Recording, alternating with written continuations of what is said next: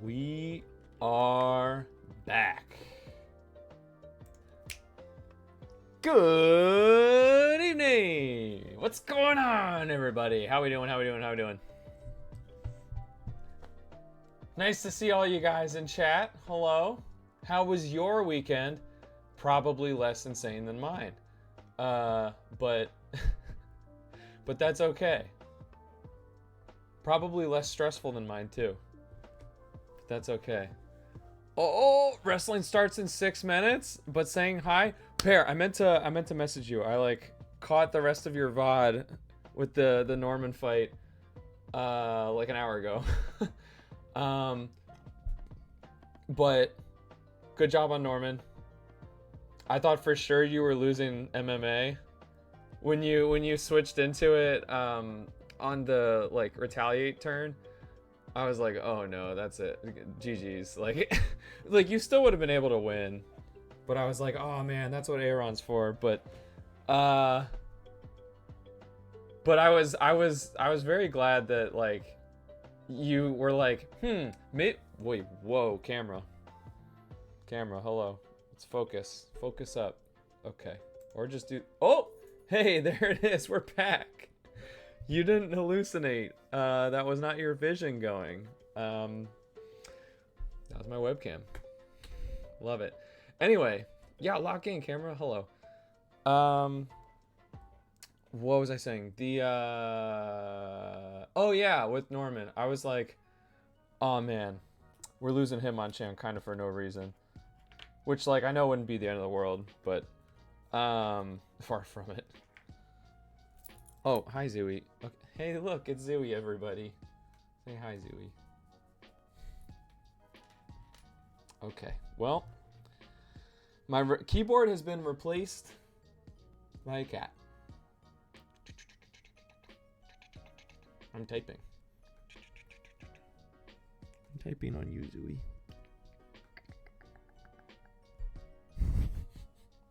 Anyway. Greatest loaf. True? Wait, I have like 3 minutes for Pear. I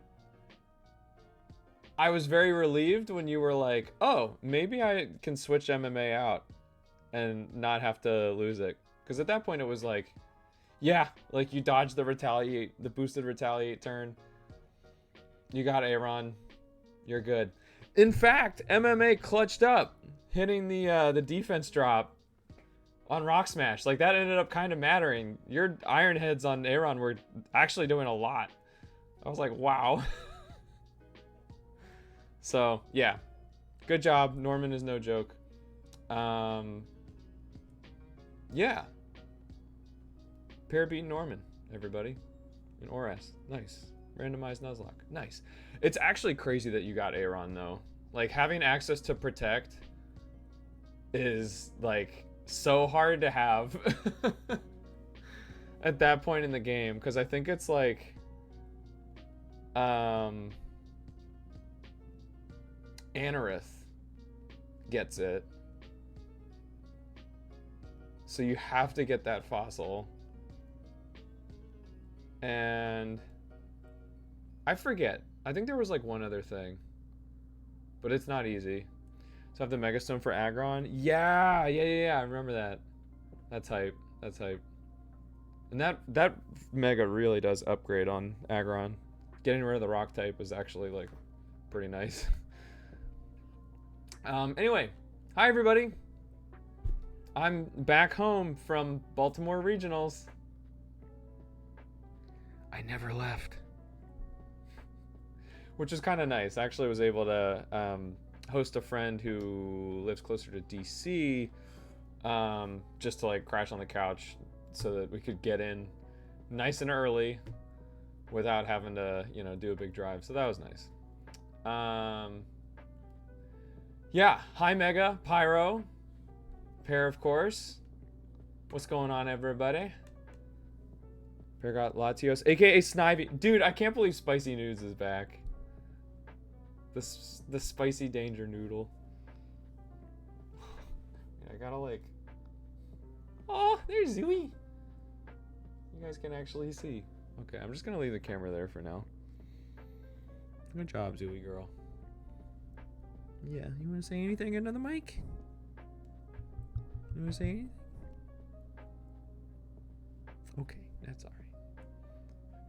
She's a little camera shy, I think.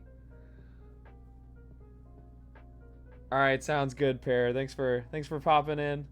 We'll catch you later. Isn't like a quick 20-minute drive. Yeah, literally. Although we did take the light rail, which is not, well, okay. The light rail is good, but it only goes north-south.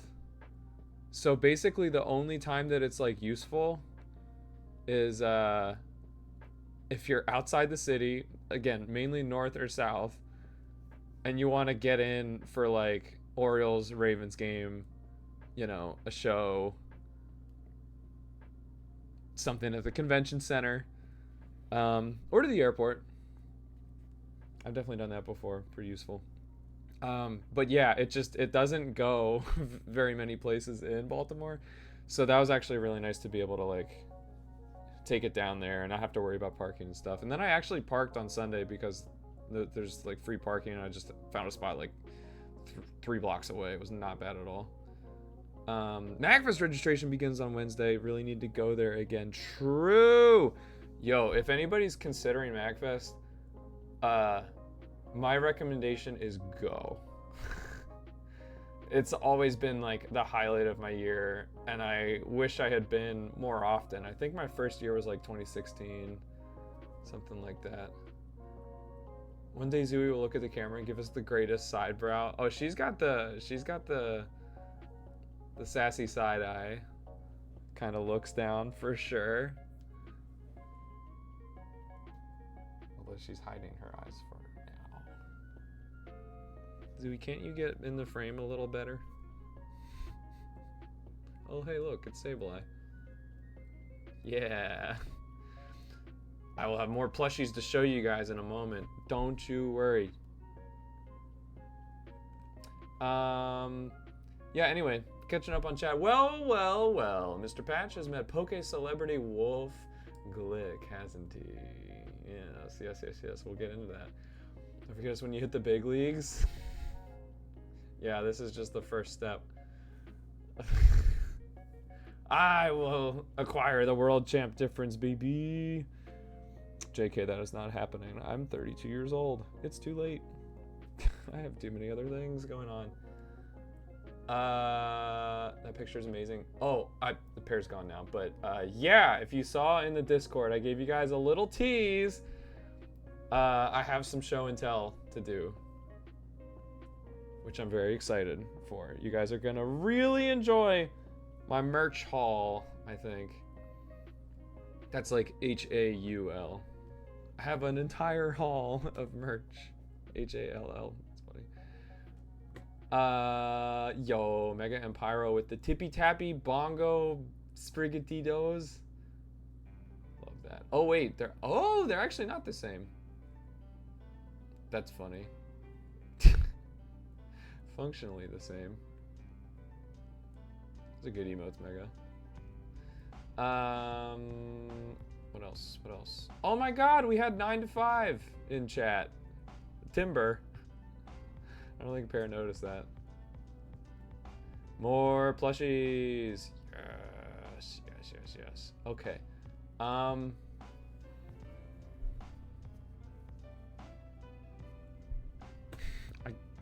I guess I'll leave the. You know what? Okay, Zooey's kind of trying to duck the camera, so that was a nice little cat view there. But guys, I have some stuff to show you. Oh, hey Zooey, you're back in frame, and so is your butt. Goodbye.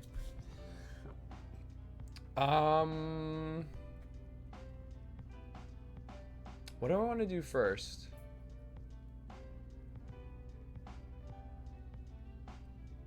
Because I have so much to like show and to talk about and everything. Zooey went away once streamer mode activated? Yeah, genuinely. That's kind of her style. Oh, good job, Zooey. Such a good job. You know what? All right, let's start with this. Because I kind of want to like stall for time a little bit. Let some more people filter in, potentially.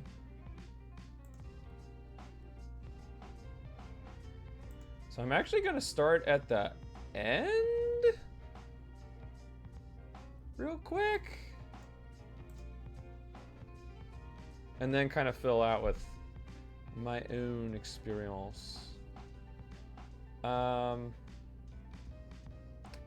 Actually, maybe I'll get this out of the way. I kind of alluded to this. This was a very stressful experience. And like, not even because of like playing the game. There was a moment when, or a moment, much longer than a moment, when we were waiting for side events. There was a, like, not even a line, it was just a mass of people waiting for them to like start taking people for side events, which we all had signed up for, you know, for different times. So it's like, why are we all waiting here? It was definitely 1 to 2 hours. It's probably like 2 hours. Just kind of standing there waiting and just getting no communication. And maybe after an hour, hour and a half or something, somebody came by and was like, hello, everybody. We are having an internet connectivity issue. And, you know, here's the deal. So basically it was like, we hope to be back up and running soon, but like, hold tight. And it was just kind of like, okay, I'm certain we could have had a similar update. You know, just some communication earlier on that's why we're all waiting here. Because I was figuring like, oh, it was kind of around lunchtime, like 1 p.m. Okay, maybe they have a lot of judges are like taking a lunch break and, you know, whatever. Turns out that was like not really the case, I guess. So yeah, that was kind of weird. There were situations where like the VG Cup, which did have signups, like information about it at the side events area, was actually being run at the like actual VGC competition area on the other side of the venue on Sunday, and that was just not communicated at all. The side event prize wall, or I guess not just for side event, but the prize wall didn't open until 9 on Sunday, even though the venue opened at 7:30. That's not on the schedule. No communication about that. So like, and even when you're sitting down to play, there's like rules that nobody really tells you about. I mean, maybe it's in the fine print when you like register or something, but like, this is at least for the VG Cup, because they were doing it as it, you know, same format as the main thing. And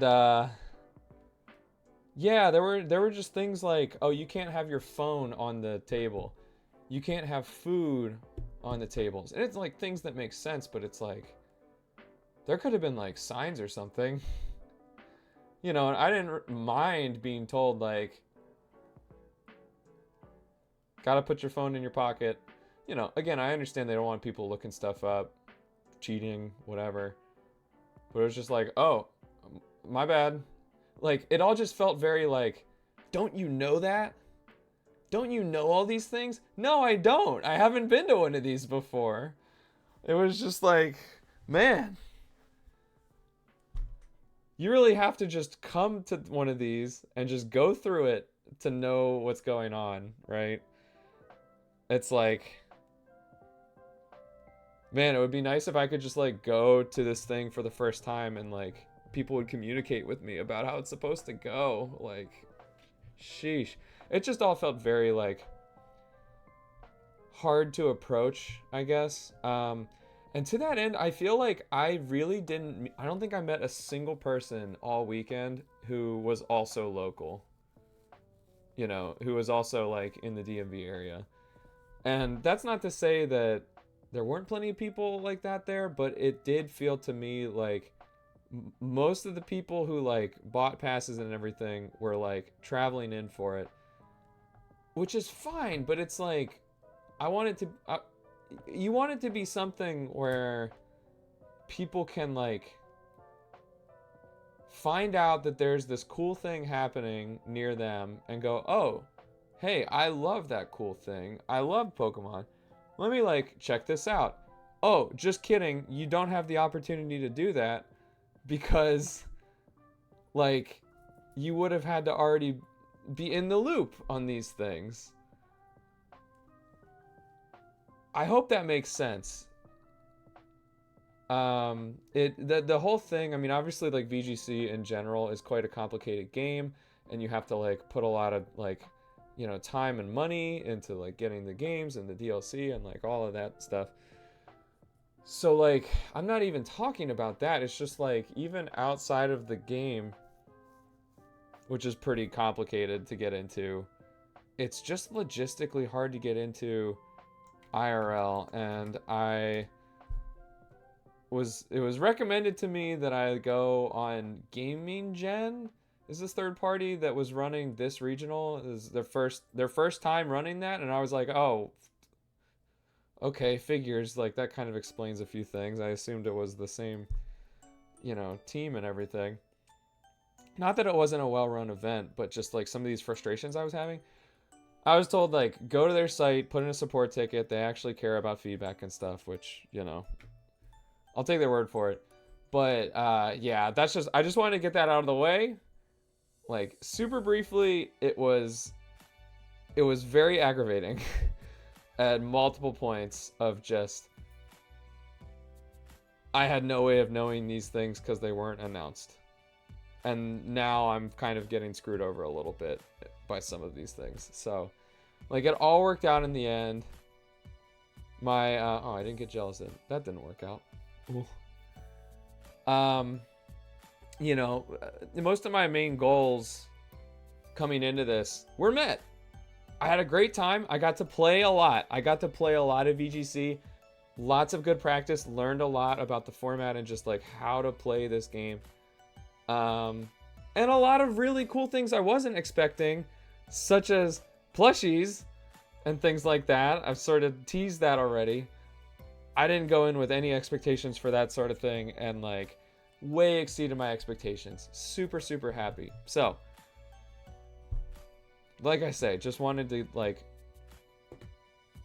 get the kind of complaints out of the way early, partly because I'm, again, trying to kill for time a little bit. I just feel like normally people, you know, take a half hour or so to really filter into the stream in numbers, because I want as many people to be able to see these like reveals that I have for you guys as possible, because like I don't want people to miss it, and then people will be asking about it after the fact, whatever. So next thing I want to talk about has less to do with me and more to do with, holy moly, what an event. I set this up. I set this up ahead of time. Why isn't it? Okay. Well, there's that. Yeah, the results. Like, this tournament was kind of bonkers. This tournament was kind of bonkers, guys. Like, I don't know. Like, let me know if any of you guys like really followed this. You know, even like top cut, top 8, whatever. But, I mean, first of all, just starting at the top, Nicholas Morales has not attended a Pokemon Regional Championship before.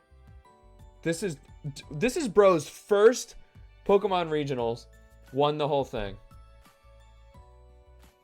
Unbelievable. And honestly, like, I'm pretty happy about that, because I feel like everybody's freaking out about Mousehold. Like, Mousehold was such a huge, like, honestly was the MVP of the finals. And, you know, maybe his whole run. I'm kind of not surprised by that to some extent. Like, it's just so flexible. There's so much you can do. Nick Morales did a bit better than Pyro did first VGC regional. Yeah, dog. No kidding. Dude, I wonder if anybody has like figured this out. Like, is that like how historic is that? Like, has anyone done that before? Because I think Wolfie did. I just listened to his his video of like every Pokemon that he's won a tournament with, which is a really good video. I really enjoyed that. Um, and a lot of it I knew about, but yeah, the first one that he won was a DC regional, and I'm not sure if he said if that was his first ever. I think it was. So that's pretty wild. But yeah, obviously unusual. Um Oh, Squirrel, I forgot you were in Baltimore. Oh shit. Oh, we should have met up. Damn, how'd you do? How was your experience? I did have a good time. Like I said, I wanted to get kind of the complaints out of the way at the beginning, just to have them out of the way. Now then I don't have to talk about them anymore. But yeah, no, it was awesome. It was awesome. I'm tempted to try. I'm like sort of interested in going to another one at some point. Louisville sold out. I wasn't going to be able to go to that anyway. And I think that's the only other one in North America for this format. So I don't know. It entirely depends on the future, like future seasons, and like what formats there are, because I'm so much more interested in Reg H than any format in this game since Reg C. So I don't know, bro. Like it might be until Gen 10 before I really care to compete in this game seriously. And obviously, you know, they're not coming back to cities a whole lot, right? So like I don't expect well, I mean, maybe they have a regional in DC or something, and then, you know, that's home turf for me enough.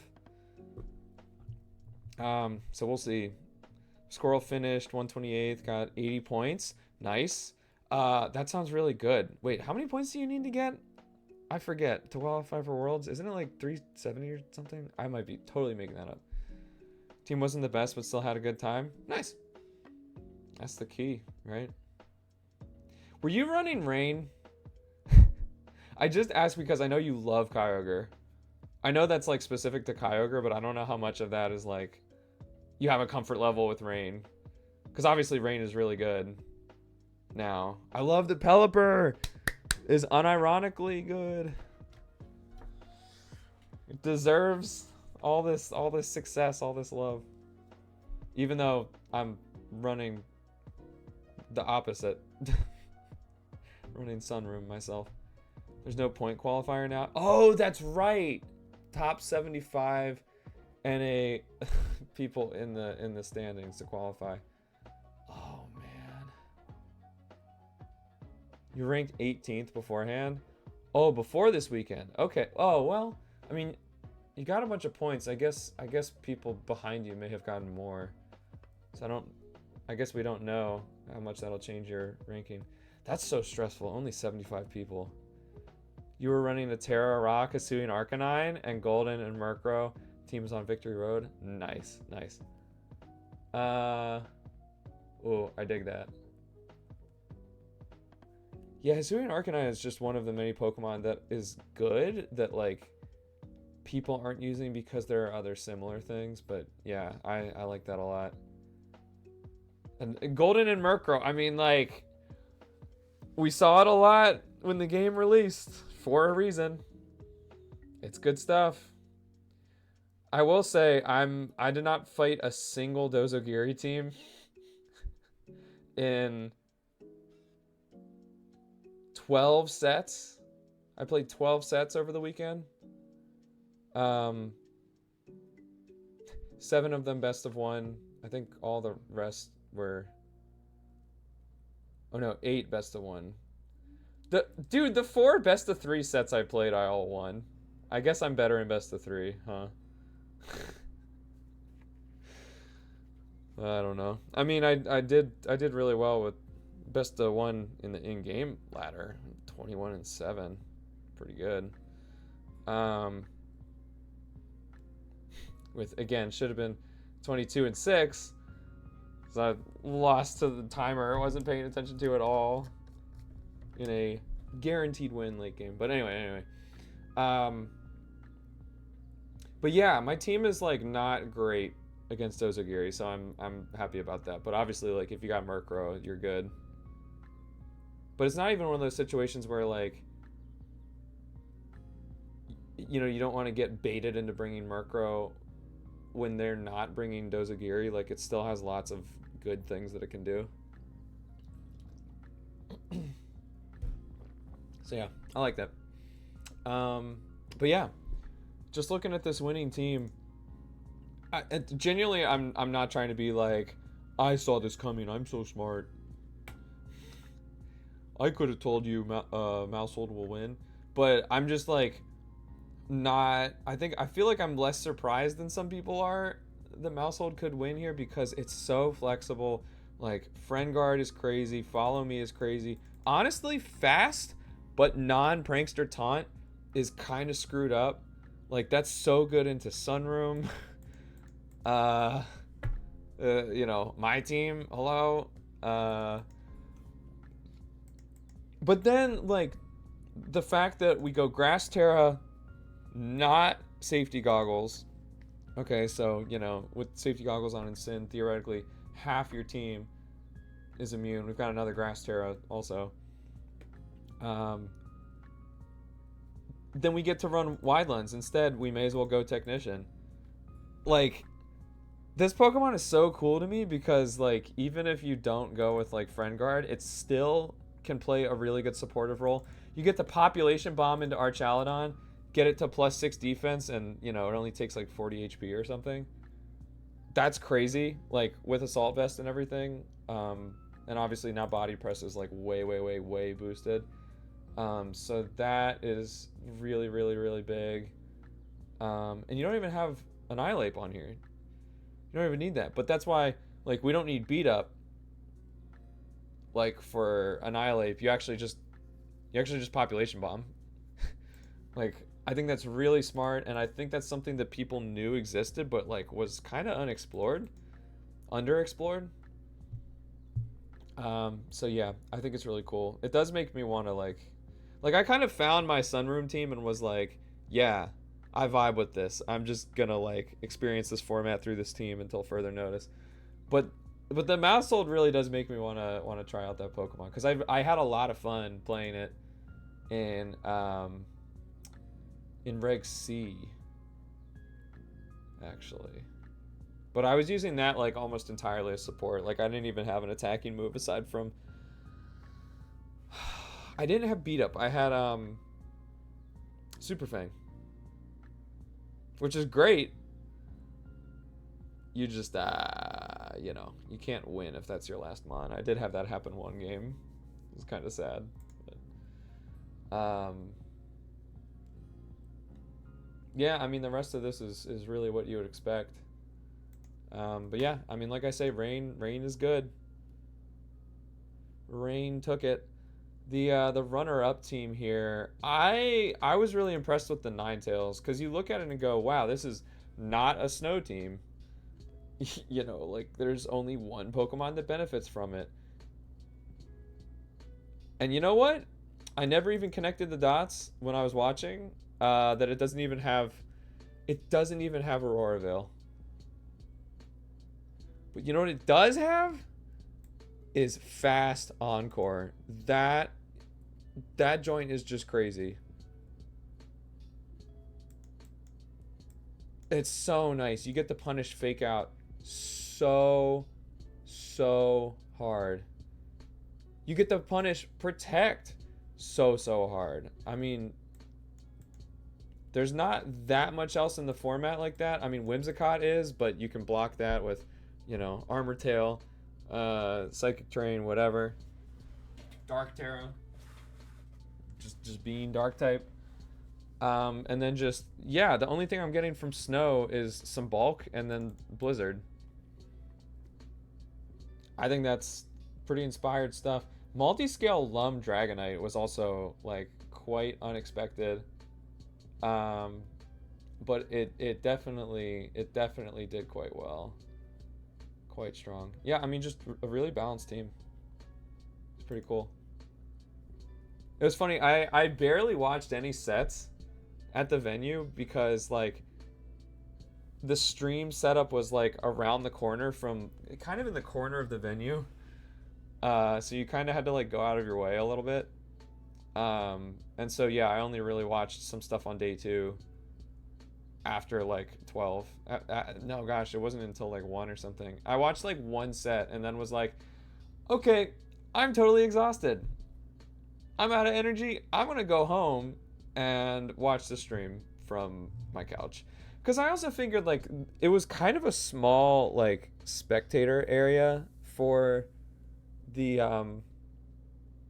stream setups, and I don't know if that's the case for other regionals. It was obviously way less than I saw at Worlds, but you know, that's Worlds. So I kind of thought like it wouldn't make a huge difference if I watched the sets from home. You know, it's so interesting. This game is so unlike Smash. It's, you know, it feels like golf. Dude, oh, I thought it was so funny. There was whenever the VGC rounds were happening, we're in this gigantic convention center, right? Expo hall, whatever. Just cavernous. So many thousands of people in there, right? And you could hear a pin drop. It was library study hours whenever the VGC Swiss rounds were going. So quiet. It was so noticeable. And then as like games started to end, you could like notice the noise kind of coming back. I thought it was so funny. I've never been in a space with so many people with it being so quiet. That might be an exaggeration, but still. Yeah, just random observation. So yeah, it's like less like rowdy from a spectator experience, where I felt like, okay, I can watch the rest from home. It's fine. What else? I mean, we've got. Were there any others? Oh, boom! I think I know who that is. Welcome in. Thank you for the follow, my friend.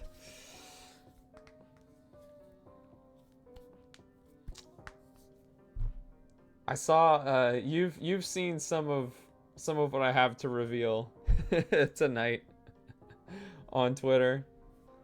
Of course. He is. Wait, what is that emote?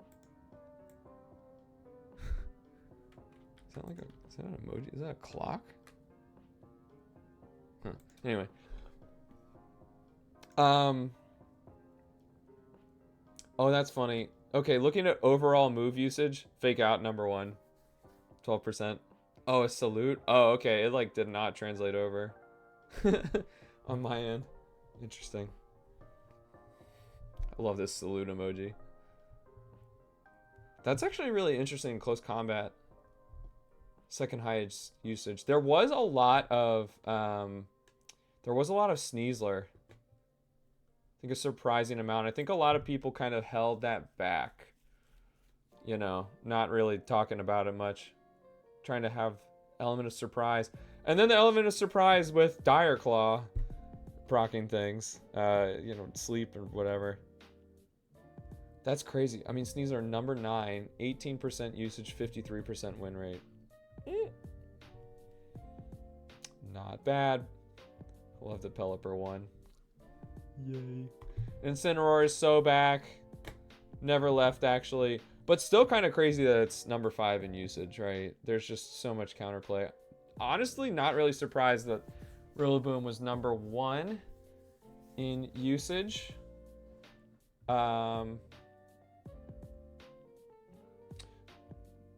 Topped out at number 10, though. A little surprising. Golden Go, of course, no surprise. Primarina being third in usage is also a little surprising to me. I think King Gambit started to pick up a little bit more recently. Less so at the beginning of Reg H. I would have been so shocked if, like, Amoonguss, Arch, Pelipper, you know, Rain stuff didn't do well. I mean, most of this stuff you expect to do well. Clefable being as high as it is a little surprising. I mean, there's just so much good stuff here. Farigiraf and Porygon, too, basically tied. Trick Room Setters. Oh, there's... that's funny. The Eruption Boys. Right next to each other. I'm actually a little surprised Torkoal was more used. It started to feel, you know, like Hisui and Typhlosion needs less setup to be able to put on a hurting. Look at Dozogiri, though. 33 and 34 in usage. Only 6% of teams. No wonder I didn't run into that many. Thank goodness. That's nuts to me. It's like, it's so good. Still. It's kind of annoying, though, because it's one of those things where people, like, build the counterplay into their teams, and, like, sometimes it feels like you're, like, kind of, like, wasting a move slot. You know, like, having Clear Smog on Torkoal. Okay, I need Trick Room up already. And then, I guess I get rid of Protect for that. But, like, I've gotten so much value out of Protect on that thing. Kind of cool that Torkoal is way above Lilligant usage, so it's not just Lilycole. You know, people using it just for slow weather control, and which is good, and Trick Room Sweeper stuff. Poor Palafin, 2.3%. Didn't even make day 2. 207 top placing. That's the worst placing in the top 50. Poor Palafin, dude. Oh, I did play against somebody who had I thought a really cool Delphox. It was Psychic Seed, Expanding Force, Flamethrower, and then Magician for the ability. So you come out on the field, consume your Psychic Seed. Now you actually have some bulk, and then next time you hit something, you take their item. Like, that could be so huge. I thought that was really cool. Oh my goodness. Glaring Wheezing only on 6 teams. Unbelievable. We gotta talk about oh no. Dude, Metagross only being on 5 teams is, like, kind of surprising. Just because, like, that's such a good Pokemon. But, like, actually, I'm a little surprised it wasn't more Porygon Z. There's just so much good stuff in this format. You know? 2 Toad Scrolls. Oh my god. Somebody brought Magnezone. Somebody brought Electrode. 0 and 4 though. Yikes. Tough. Somebody tried Grafaiai slacking. That's hilarious. For it. Oh my goodness. People wildin'. People wildin'. Yeah, let's talk about Wolf's team. How could we not, right? I love this Hisuian Typhlosion. Obviously you go the Choice Scarf, but you may as well go Sleep Talk also. You know, if you switch into an Amoonguss Spore, that's cool, man. Like, pretty much no matter what, we're getting a bunch off. There's a 50% shot that you know, get the spread move out. And you don't really want to, like, wide guard for that because, well, it might not even, it's actually random. It might not, you know, it might get a Shadow Ball. Oh, actually, I guess Sleep Talk doesn't pull up Sleep Talk. So, 66% chance of a spread move. But dude, Toad Scroll. Next to Weezing, you get Fast Spore. But then, like, even if you don't have Wheezing, I guess Rage Powder always goes first still, even though it's, like, a status move. Terra Water, that's fine. Obviously, you've got Covert Cloak for Fake Out, so you can always... oh, I guess Fake Out goes before Rage Powder. But still. Acid Spray, very good fast support. Like, it's inspired stuff. It's cool. And speaking of inspired, Wheezing has choice specs. Hello? It's one of those things of, like, some people are going to want to target down Wheezing, you know, to remove it so that its partner suffers. But I also feel like Wheezing can suffer from All My Friends Are Dead syndrome, where, like, if you just kill, like, the slacking next to it, you don't have to worry about the Wheezing as much. So this way, it can actually be firing off some, like, pretty significant damage, and that's just really good type coverage. So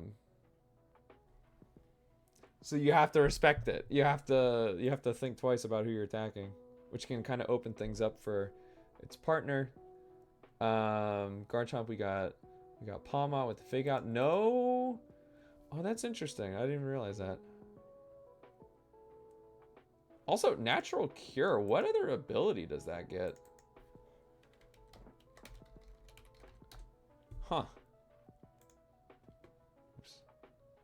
Oh, Volt Absorb. Yeah, I guess that's not that relevant. There really is not much electric. Yeah. Defensive Wheezing throws out Sludge Bomb and does like 15%. I know, it's like, please poison, please. I'm sure he's got some special attack EVs into it also. Oh, Iron Fist is a good guess. I guess not though.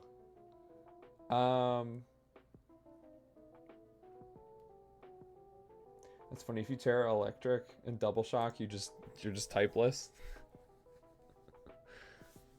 Kind of strange. I wonder how much he used Palmar, like how many games it came to. It is quite fast, so it might be pretty good in the rain teams. Obviously not faster than Basket Legion, but yeah, cool team. Excuse me. Dozagiri making top 8. Okay. Was there anything else I want to talk about? Dude, Pavilion. I guess it's kind of like fast, pretty accurate sleep powder. Compound eyes, right? You got your Rage Powder. I saw it had Hurricane on there, too. Which is kind of interesting. Wait, how did Sinistra do? Because I thought that Pokemon was going to kind of pop off a little. I had a feeling. Okay.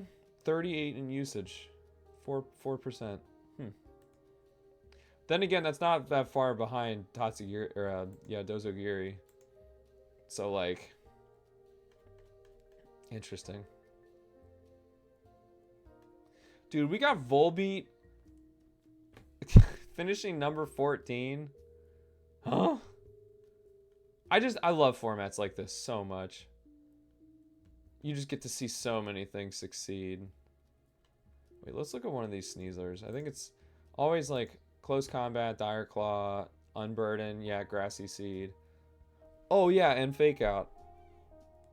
Stellar Terror, I think is I think that makes sense because you really want to be using both your attacks pretty often.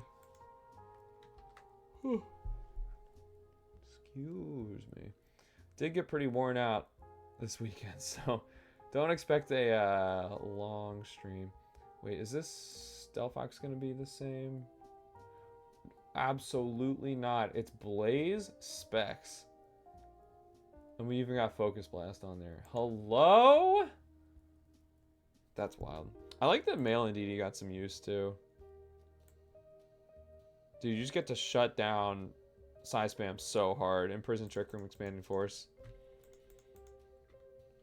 Nuts. Fighting Terra Blast into Dark types is kind of hilarious too.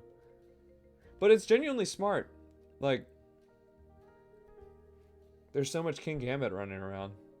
That definitely turns the tables. I'm sorry, I didn't realize Breloom did this well. Okay, Sash, so you take a hit and get a Spore off, I guess. Ghost for fake out. Okay, technician. Sorry, I got a text distracting myself. One moment.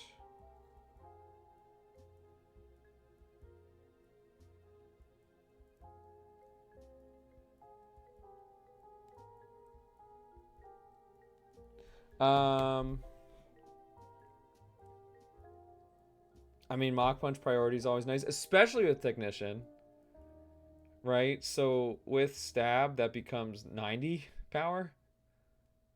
Pretty nice. No loaded dice on Bullet Seed, but it is boosting the damage of each hit. So even just 2 hits, I think, is like more than 60 base power. That's pretty good. I like that. I like that. Creative.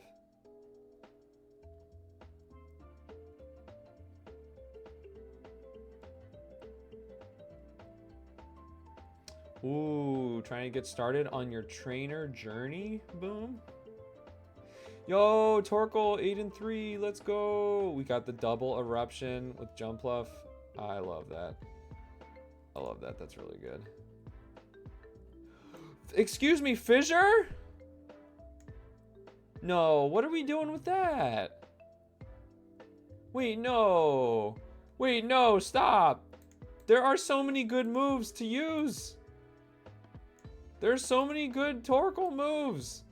I mean, okay, sure, you don't want Eruption here because you got that on Typhlosion, I guess, but like, huh? Ooh, Charmander. Nice, congrats, Boom. Okay, I mean, Fissure? When are we hitting Fissure? People want to kill Torkoal anyway, just because weather. I don't agree with that. That's wild. Dude, I was looking to see if the team had gravity. So then I was like, oh, that helps with sleep powder also. Wow, that's crazy. That's crazy. Chuppa finished 26, wow. Watched him win on stream at one point and was like, dang, this guy's really good. I mean, I've watched him before, but... Oh, okay, here's the other wheezing, cruel wheezing.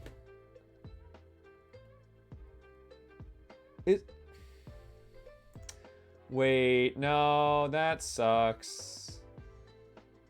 This is somebody just straight up using Wolfie's team. That's grimy, right? Like, Wolf is not distributing his team at all, right? Unless this is one of Wolfie's friends, right? And they're like, they built the team together. I've heard him say something to that effect before. Okay, so I guess I shouldn't jump to conclusions, but otherwise it's like, how did you get his Poke Paste, bro?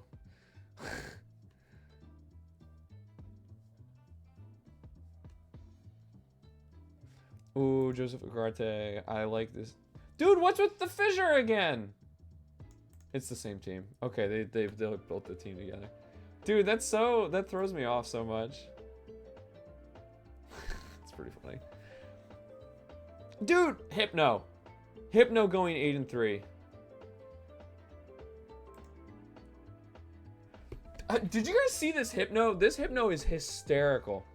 It is so funny. This Hypno is just done with the bullshit. Okay, we got Imprison. Okay, what are we trying to shut down? Trick Room. Expanding Force. Okay, really does not want to have to deal with Psy Spam. Got it. Fair enough. Oh, and then we also have Haze. Like...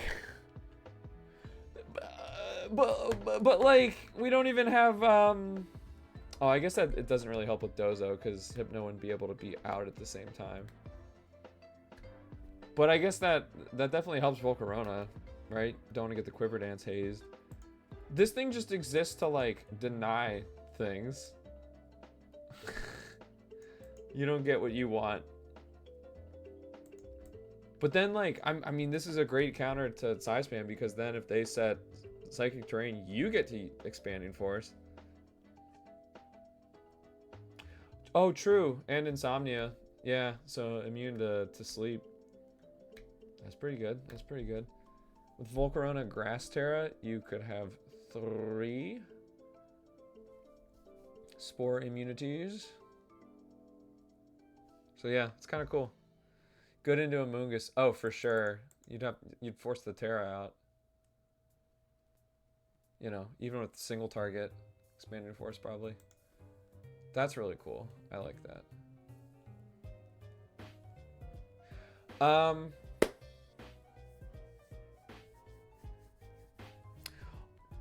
Ooh, okay. I just realized I should also like put more of the pictures I got in the Discord, and then we can look at them. But also my phone's at 2%, so give me just 1 sec. Gonna plug that in real quick.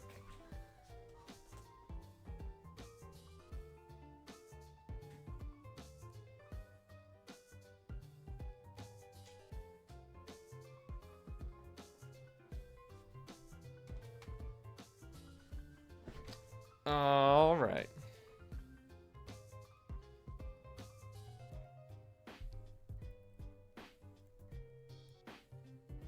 I guess I don't have to do that right away because I have to show you guys. I think it's time. I think it's time I show you guys the haul. I am so happy with what I came home with. Like, going to a Pokemon thing, it's like, okay, there's gonna be vendors. There's gonna be plushies, you know, maybe stuff like this, like a PokeCon. But, you know, I'm not expecting to find all the, like, obscure stuff that I might be interested in finding. In terms of plushies, I've had the attitude of, like, all right, I've got Spheal. Yeah, there you go.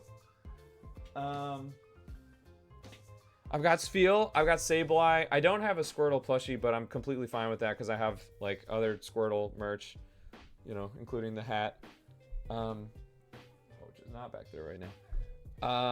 You know, like I've got stuff for like most of my faves, right? But Magnezone and Torkoal, I was like, if I see a plushie of either of those two, I'm insta-buying them. And I told my friends who went with me, Leading Luminary, Happy Dog, and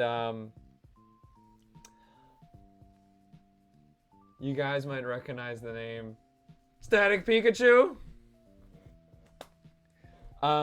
He hasn't sent me the picture. We got a picture together, and he has it and I don't have it. So I would love to show you guys that. But yeah, Static actually came out, and yeah, we were hanging together like most of the time, at least on Saturday.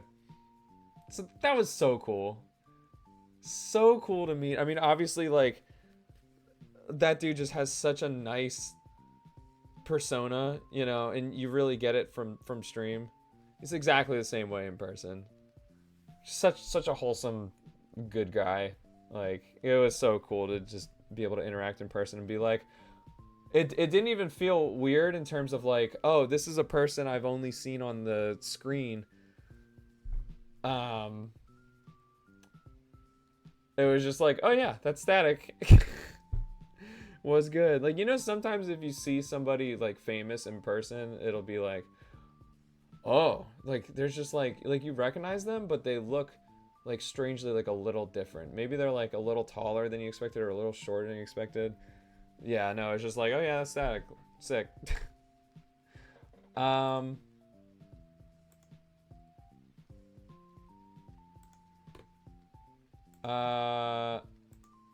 Yeah, okay, so there's so much I want to talk about.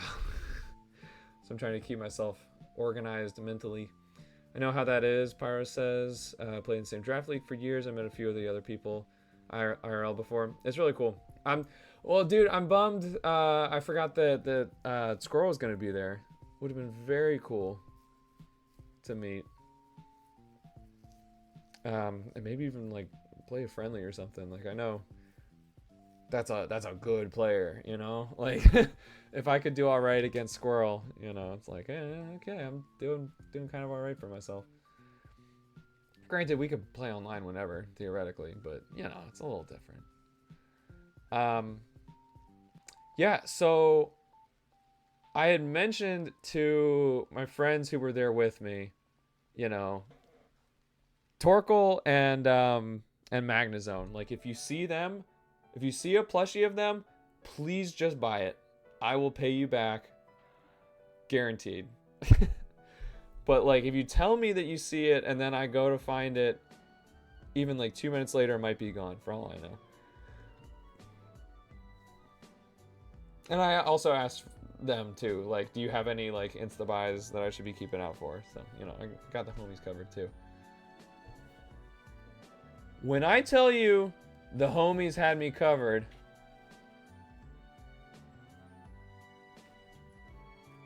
I really mean it.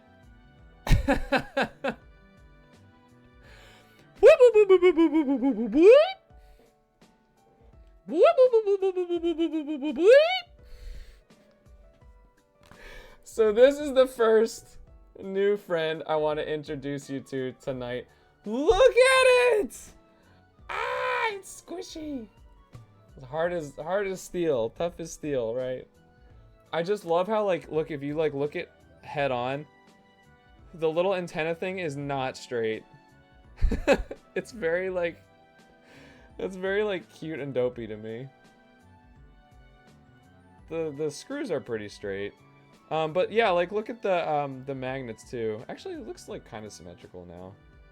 But it's easy for them to like kind of get like twisted.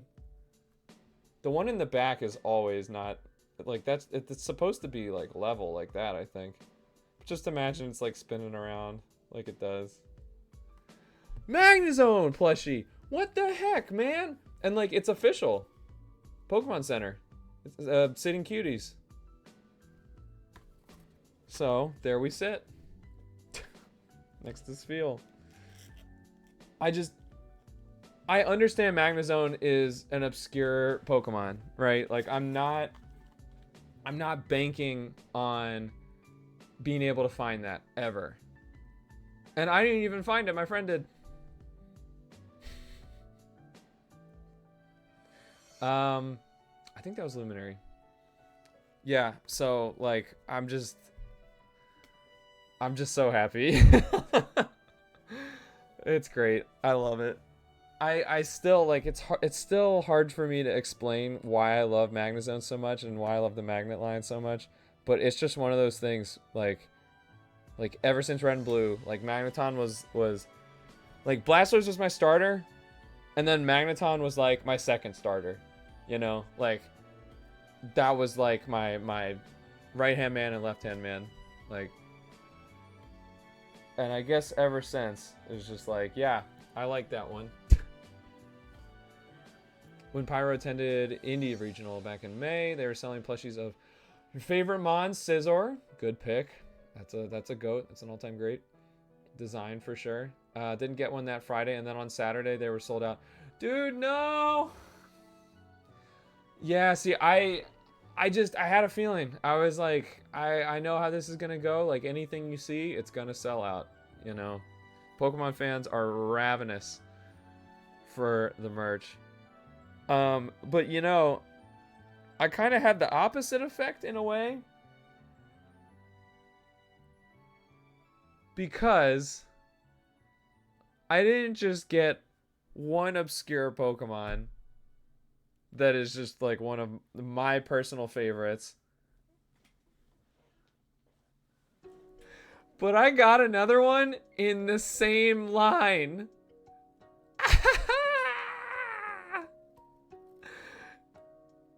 I am in love with this thing. It's Sleepy Magnemite. I honestly think it's like so much better that it is sleeping. Cause like I understand that like the normal Magnemite just kind of single like blank staring eye. Wait, can we focus? Does this even work? Yeah, it did. Nice. Okay. It could be a little off-putting, you know, it's just this little like Cyclops dot eye. I think it's just very cute when it's just taking a snoozy. I also just really like the colors. Like you've got kind of like bluish silver, you know, metallic silver, and then the like very bright red and blue. Ugh, I love it. Magnemite. Magnemite and Magnezone. It's so insane. It's so insane. The first thing I got on Friday when I went, which by the way, I was there for like maybe an hour and a half. I think we got there like 5:30 or something. But that was, you know, Luminary had actually a situation at home to figure out. It ended up being okay. But yeah, so it was coming out to my place, and then we were gonna go take the light rail down, and like, you know, I was working until like 4 or something anyway. So, you know, we were basically just going down to get our wristbands so that we wouldn't have to go even earlier Saturday morning, and like who knows what sort of line there would be. Don't want to have to be late, or don't want to risk being late. So, you know, basically we were there for not much time at all. Played a little bit of Pokemon Stadium 2 mini games. They had a couple setups. There was a side event for that I didn't have time to do. That's like my only regret in terms of like what they had available there that I didn't do. Obviously I regret not signing up for the main tournament instantly, but you know, water under the bridge. Still had a great time, still got to play a lot. Let's see. They oh yeah, so then so on Friday, honestly the main thing we did, yeah, we just like went super hard through the merch stuff, and then like played a little bit of Stadium 2, and that was like pretty much it. First purchase of the con for me, actually, well, dude, the only purchases I made were these 3 plushies. The magnets, and the next one I'm going to show you. This is not something that I was looking for specifically, but as soon as I saw it, I was like, oh man, it's one of those Hoenn guys that I just like, that is not necessarily like top of my very short list to get merch of, but as soon as I see it, it haunts me. Ooh. Ooh. Ah, it's Duskull! I love it. I love it. And it's got this little thing so it can hang. This is absolutely going to be a Halloween decoration for me. So it was a smart investment in that way also. And then also, Pyro's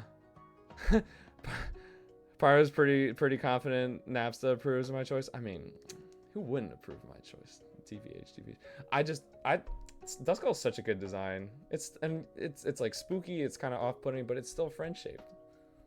I love it. There he is in chat. Static Pikachu. It was so fun. Glad I met you, bro. Right back at you. I was just telling chat about that. So cool to be able to like as soon as you come up to me, I'm like, oh shit, it's Static. And just instantly it was like, it didn't even feel weird in terms of like, oh, this is a person I've only seen on a computer screen. Like, you looked exactly, you know, I recognized you instantly. It just felt like, all right, cool.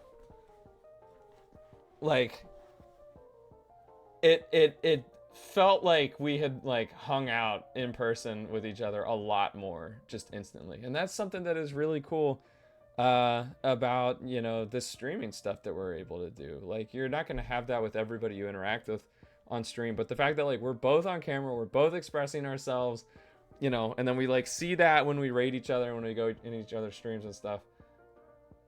It's just really cool. I felt, you know, connected. Friends are actually cool as crap, though. Yes, dude. This is not a Pokemon thing. This is not a video game thing. This is not a streaming thing. I love having my friends meet other friends of mine. I love, merging the social circles and stuff. It's so cool to me. Um, I mean, stuff like, I have a friend from high school and then a friend from college, totally separately. They both really like Smash, and I play Smash with both of them. So eventually okay, we all hang out and play Smash, the three of us, and next thing you know, all three of us are being invited to each other's weddings and stuff. So it's just, yeah, I just love being able to do that. So yeah, I'm really, really glad that you enjoyed hanging out, not just with me, but my homies. I did mention, I would love to show chat, and honestly, maybe even tweet, I don't know. I would love to show off the picture we got together. I don't know if you have a sec to, if you're able to send that to me, Static, I will pull it up on the stream right away. I just think both of our communities would kind of get a kick out of that. Oh my god, both of my streamers. There they are. But yeah, okay, I'm gonna test something really quick. Chat, bear with me. Bear with me.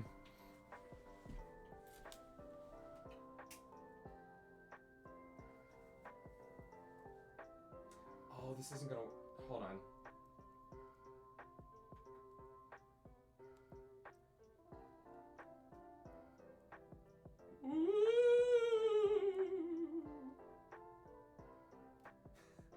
Okay.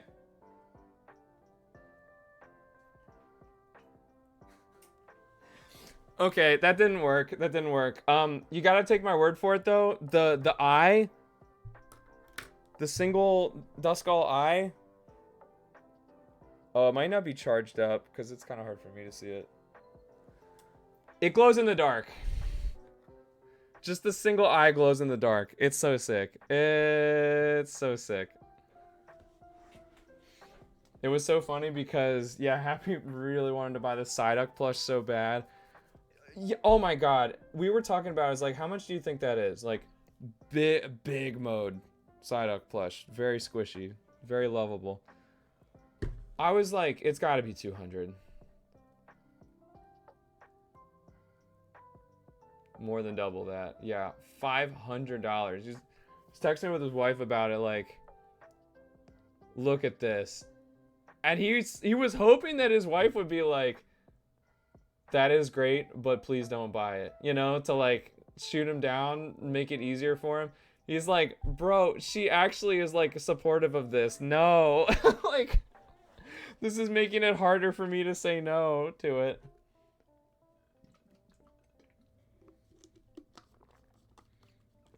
But yeah, then he found out it was $500 and told her, and she was like,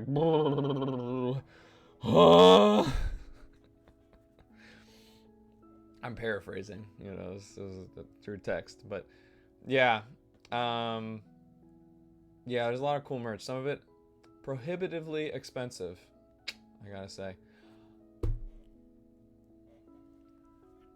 Now, I did leak this a little bit, but I wanted to kind of tease people a little bit to get them in the stream. I would never expect to get a prize like this next one. It's one of those things where you go to something like Dave & Buster's, Chuck E. Cheese, whatever, and you see the stuff that you need 1,000 tickets to be able to get, and it's wow, that's really cool, but I would have to come here for multiple days. Minimum multiple days to be able to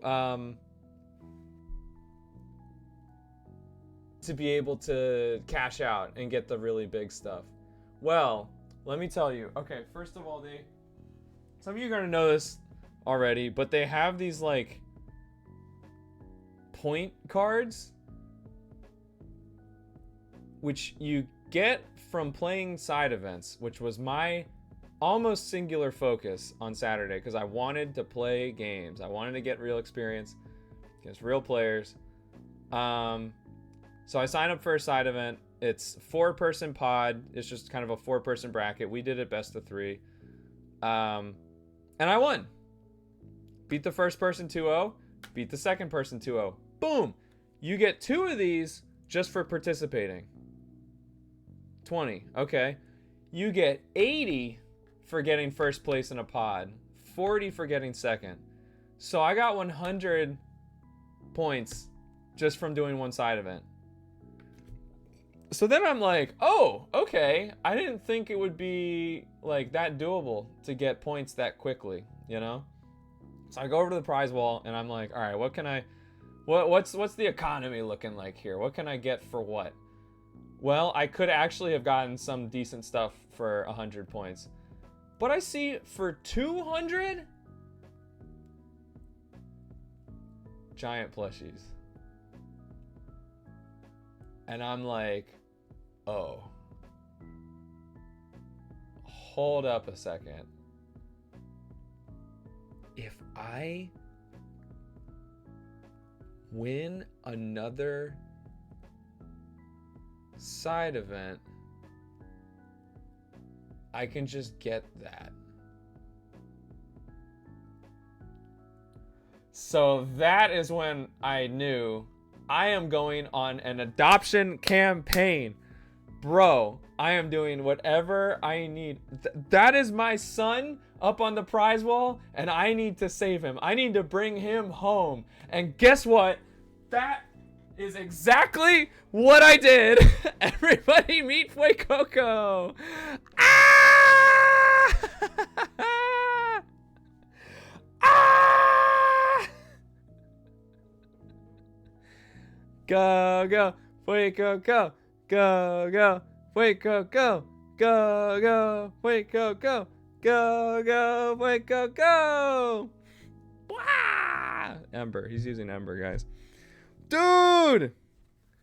It's huge! Dude, this is my head for comparison. This was a prize! This was a prize. I earned this. My ass is not paying hundreds of dollars for this. Hold on. I need to block his ears so he can't hear that. I'm not paying. I can't pay that much money.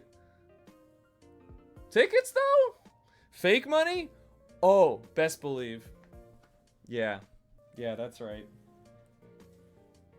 Dude, it's crazy. Like, you can sit in my lap.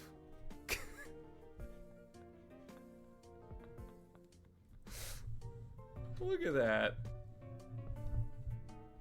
Oh.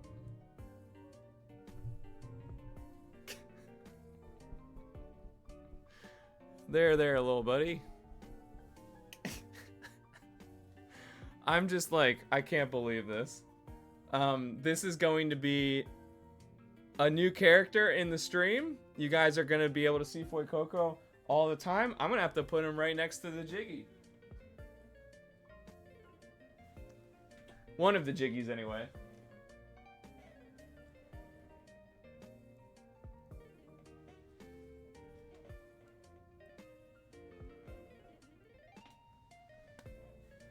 Dude, isn't that amazing? Actually, let me put the rest of them back here too. Duskull's a little weird because it can't really, like, even though these are sitting cuties. Oh, actually, wait, this one is not. Although it is official, Pokemon Center. Yeah, like the way that it's set up, it kind of has the little like tail under it. So you, if you like rest it flat, it kind of just goes like it just kind of face plants. So I need to hang it. So, okay, this thing also allows me to like, gives me an excuse to make like a mounted mic stand. You know, if I can have the mic coming in from the side, if I can have it like clamped to the desk, like, you know, a lot of streamers have it like that, and then they have stuff hanging, right? So like, this could be what it looks like in the future. Right? Like, how cool would that be? So this kind of gives me a little nudge toward like, hey, I should actually do that. I should actually look into it.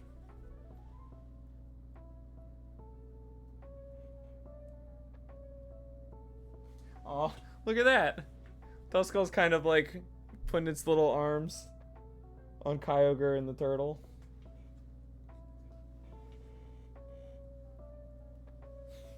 The non-Pokemon turtle.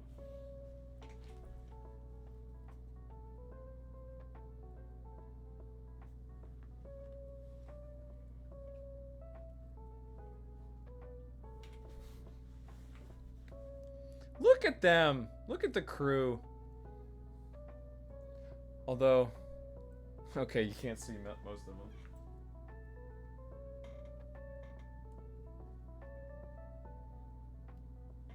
Bro, this futon is for plushies only. No humans allowed.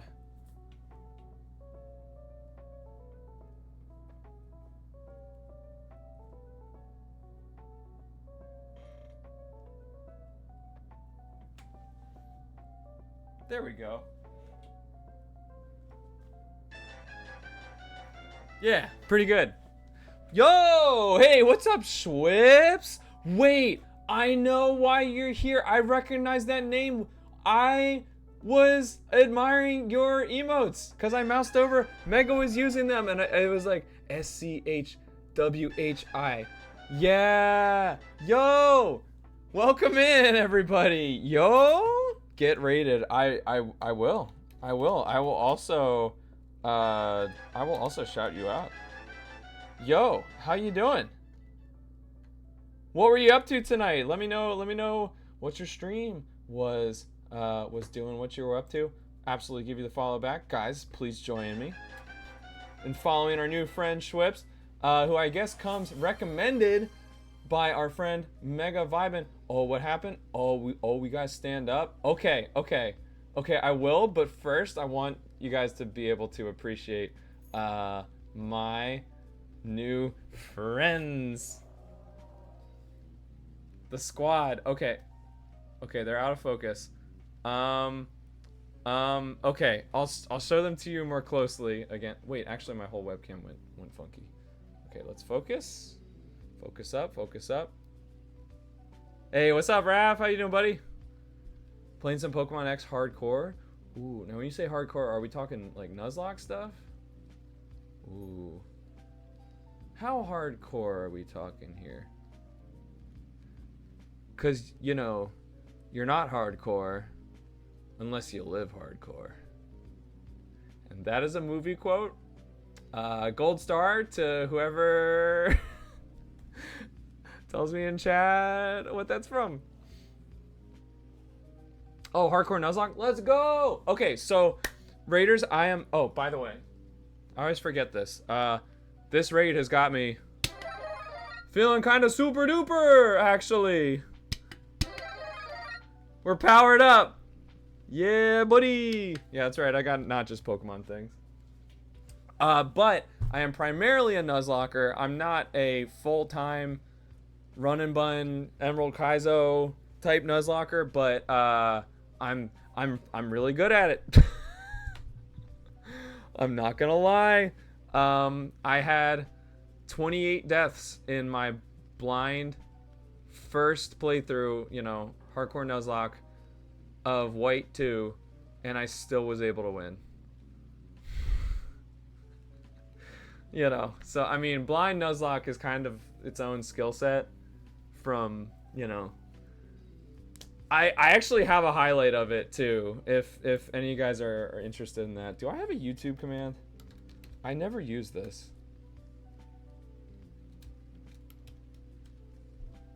Aha, there we go. The YouTube is not like actual YouTube. It's literally just like a way for me to archive my streams. So yeah, I have basically stream VODs there in case you're trying to like go back in time a little bit. And but then I also have highlights. So if you go on the highlights, be gone, bot. If you go to the highlights playlist, that's gonna be like real good stuff. Be gone, yes. You don't belong in this world. Just all the Richter Belmont lines. Actually, both Belmonts. Because Simon says be gone. Ooh, Heracross? Yo, can I see more of these emotes? Because every single one I'm seeing, I'm liking. There's too many things I want to say. Thank you for the follows. Of course, thank you for the raid. Pablo45. And Schwips, of course, thank you. Thank you both for the follows. Skibbity Toilet Slicer Enjoyer is here. That might be the first time that I have ever said Skibbity Toilet on stream. So, congrats. Schwips has been searching for a Heracross plush for years. Ooh, Heracross is a good one. I definitely did not see one at Baltimore Regionals, which I'm talking about, kind of recapping, doing a little story time, and show and tell. Okay, the four of those, not the turtle, the non-Pokemon turtle, and the shiny Kyogre I had before, but the Duskull, Magnezone, which I cannot believe. I never thought I'd find a Magnezone plushie. That's one of my goats. Sleepy Magnemite? Bro.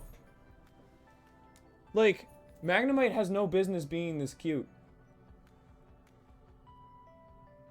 Am I wrong? If I am, don't tell me. I'm just kidding. Fuecoco looks dehydrated? Oh no! Here, drink up, buddy. Oh, and here's my,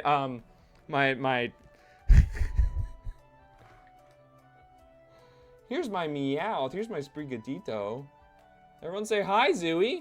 It's crazy. I swear Zooey knows when I get raided. Like, she hops up on the desk some other times too. But it seems like whenever I get a raid, most of the times that I get a raid, she wants to make an appearance. Anyway. You know, I need to make sure I don't get dehydrated. Tell me about your Nuzlocke though. Are you doing it randomized? What was your starter? What's some of your favorite mons? And I will also say, is that hydrate? Oh no, it's not, guys. You can probably already tell it's pretty lit. It's pretty lit in this stream. But we're just gonna formalize it.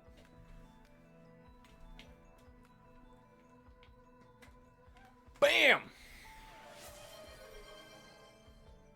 The Jiggy is now lit. So you know it's like official that we're lit. Light it up. Thank you for the hydrate also, Mega.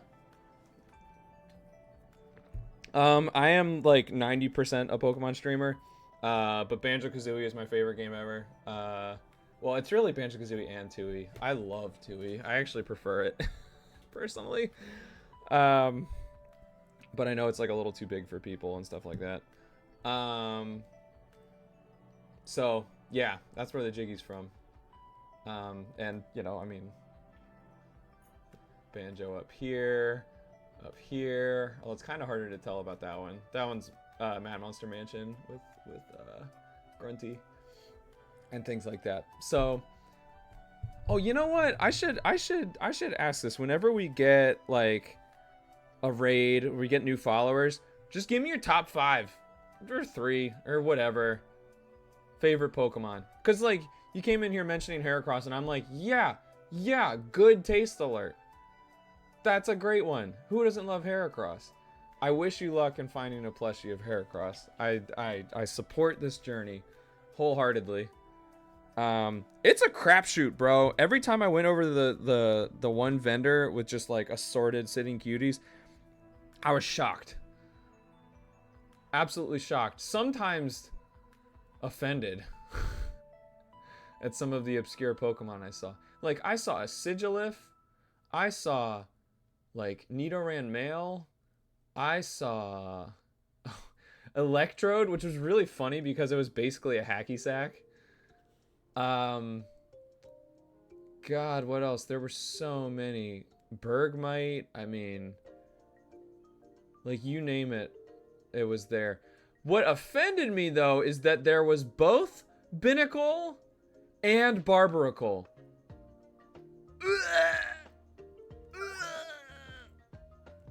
Both of them? So you can basically tell like my favorite Pokemon from what you see here. Squirtle, Sableye, Magnezone.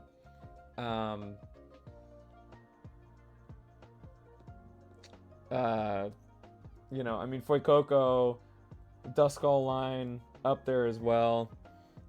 But man, Binacle and Barbaracle are my least favorite Pokemon ever by a wide margin. Unless if you count Zacian, but I'm just mad at Zacian for ruining Sword and Shield VGC for me. That's more like, it's not the design so much that's the problem there. I just hate Barbaracle, the design, you know? I hope I'm not offending anybody, but if I am, too bad. Pyro's top 5 are probably Scizor, great pick. Blaziken, Infernape, Flygon, T-Tar, pretty good picks, for sure. That's a funny way to pronounce bullshit Sword Doggo. True! No, you're right, actually. Magnemite, always cute. That sleep is pure. Yeah, but like, I also get that it has this one little like Cyclops dot eye. That can be kind of like, that's not conventional cuteness, you know? That can be a little off-putting. The little sleepy eye though? Oh my goodness. Oh my god. Oh, here's the emotes. Sorry, I need to catch up on chat. Oh, I love it. Actually, I think like all of those have been used tonight before you dumped all of them. Mega's been out here using but not abusing these emotes. Okay, bye Zooey. Oh my god, how could I forget Spheal? I already had this plushie.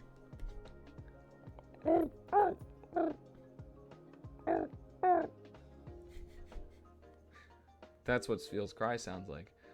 Which, by the way, I do have some pretty good channel point redeems, including making me imitate a Pokemon cry. And I encourage people to redeem that because it's very fun and I'm really good at it. Usually. Before I get any further, I do want to mention that we have a Discord. It's called Patch Notes. Haha! Get it? Because I'm Mr. Patch. Check them notes. I've got even stuff like, I thought to mention it because I have a Nuzlocke channel where I heavily encourage other people to post updates in there about their own Nuzlockes. It's not just me. So like Schwips, if you're looking for more like of an audience for your Nuzlocke stuff, it's there. I mean, I've also got kind of like a other streamers promo channel. But you know, I got pictures of Zooey, we got a pets channel. Memes, you can share showdown replays, you know, make trade offers in the game. Like it's a good place for a Pokemon fan. Okay, so that's the, you know, it's not a shill, but you know, that's my pitch. Expanding our little community, you know. I love that Zooey appears and then everybody just goes cat.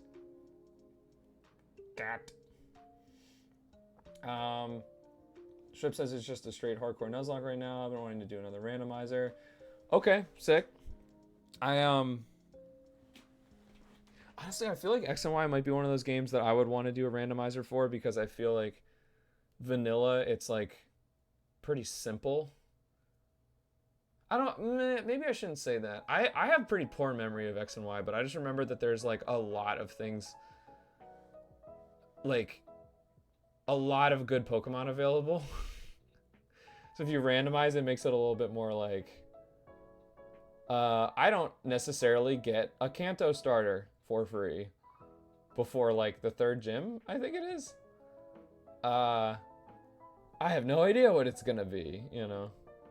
I generally do not prefer randomizer Nuzlocks, but there are certain games like, I think like at this point, basically any of the Gen 4 games, like I'm only playing Heart Gold Soul Silver if it's randomized because the regional dex is so bad, in my opinion. And same deal with Sinnoh. Like, These are good games, but like not great variety. You know, like everybody in Sinnoh is gonna have a Bidoof and a Starly and a Shinx at the beginning of the game. Everybody. So it just like gets a little boring at a certain point.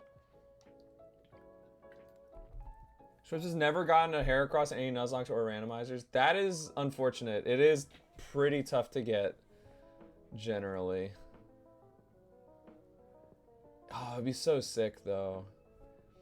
Went to San Francisco this summer. They had so many Pokemon plush, but no freaking Heracross.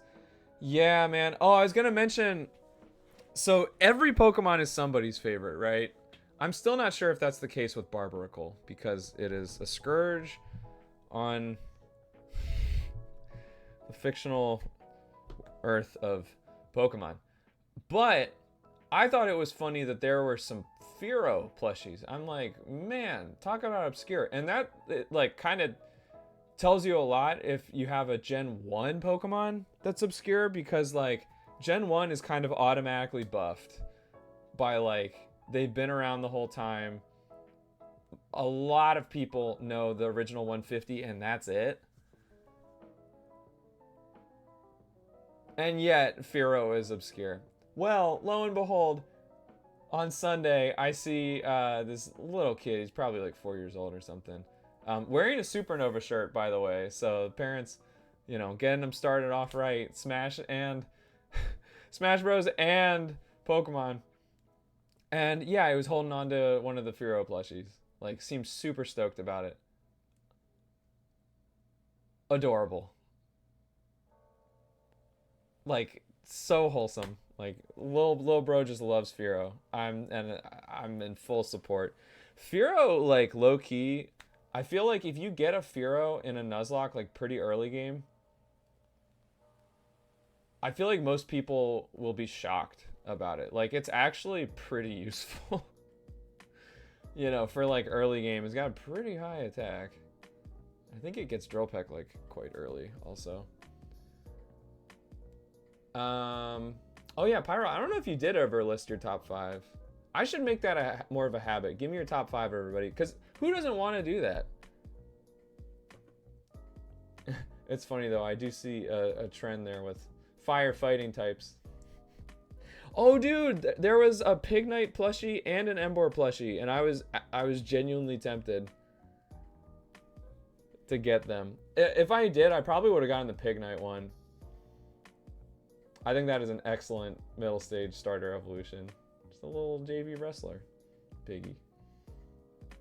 Schwips also likes others like Trico, Noivern, and others. True. Dude, there was another giant plushie of Trico, and I was 30 points short at the end.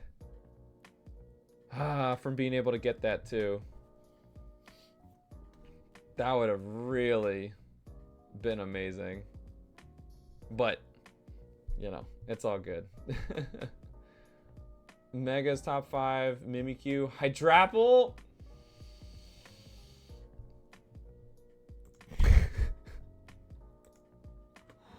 Okay, some of you are going to be confused about why I just reacted the way that I did to the mention of Hydrapple. Don't worry, I'll get you caught up. I'll give you the context. Don't worry. Don't worry.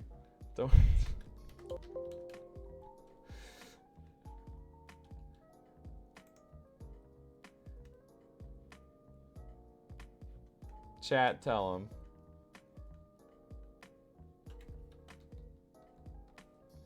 How do I? Okay.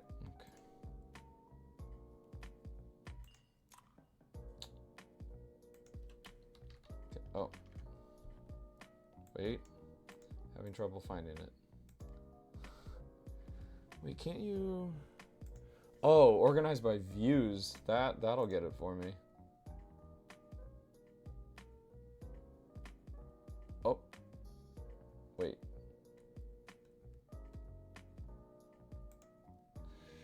Wait, sorry. This is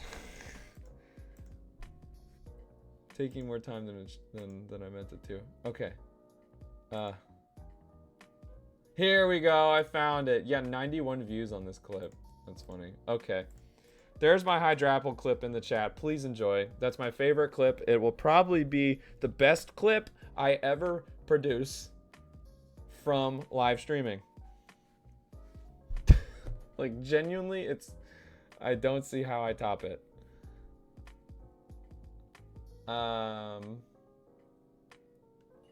Okay, I have a lot of chat to catch up on. Bear with me. Oh, Pyro. What, imitate the cry of Heracross. That's one of those kind of earlier gen ones that is a little bit tough. Because it's just kind of like digital sounds. Hey, thanks for joining the Discord, Schwips. Great to have you in. All right, let me look up Heracross. I'll do my best. Dude, I'm still very proud of my my Golden Go cry from a couple streams ago. Oh, let's hear Alpha Heracross cry. Dude, what do I do with...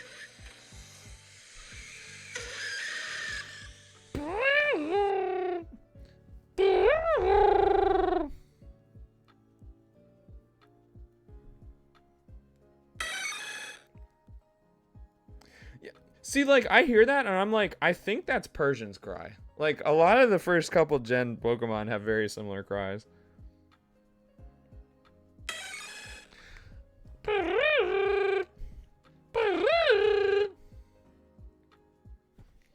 Pretty good? Pretty good? Oh, no, I'm way too behind. Okay.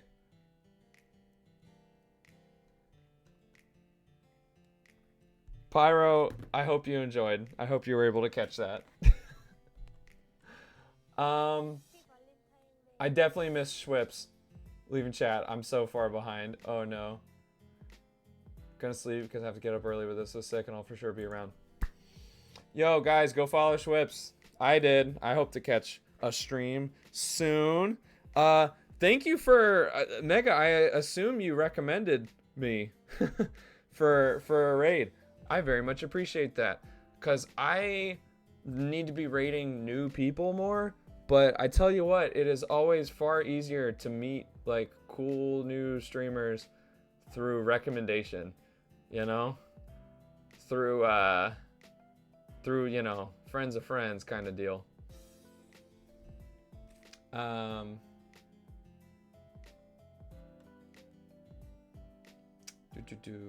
But yeah, appreciate Schwips.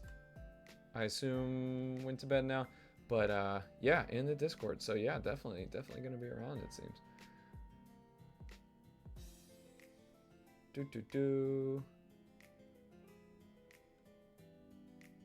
Ooh, Excadrill is in chat. Firo fans grow by the second. Apparently, the youths will make them relevant again. Maybe. Yo, give us a regional, Firo, in ZA. We're so back. I don't know.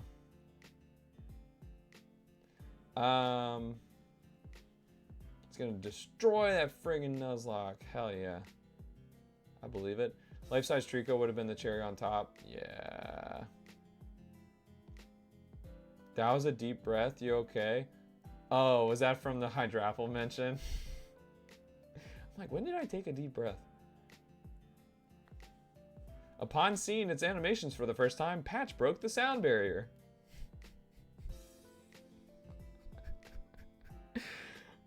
I swear to God, like, I don't know if I've ever had a situation before in my life where I thought I was so funny.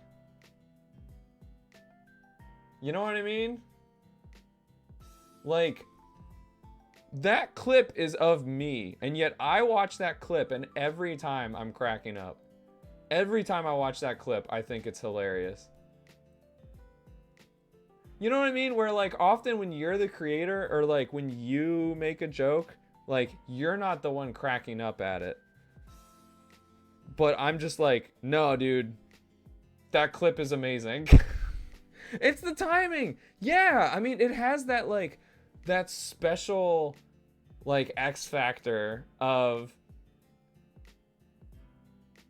it is an accident. Like I had a feeling I actually did predict as I was doing that, I was thinking, okay, when it attacks, it's going to like have multiple heads come out. But I did not expect that many. I didn't expect them to all be like wiggling around. Like it's a super like animated dynamic animation. And I didn't expect it to be an idle animation.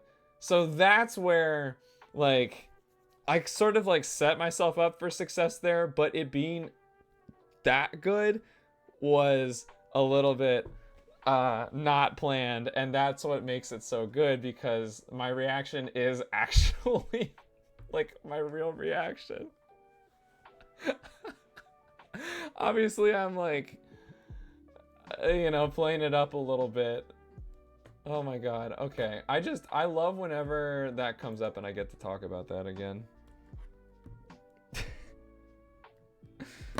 I crack myself up. Okay, there are just a few other things that I have to show you guys. Those are the highlights. Those are the highlights, but guess what?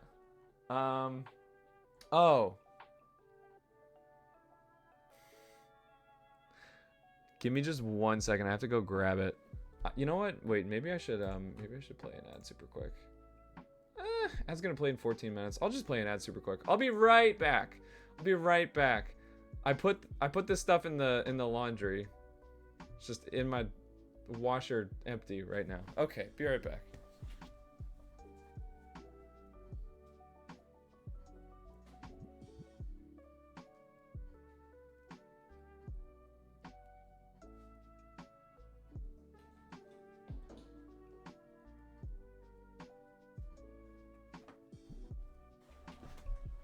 Okay. Let me know when we're back. Are we so back? Are we back?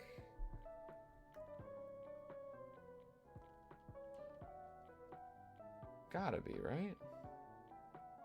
That ad was instant? Hell yeah. Love to hear that. Okay.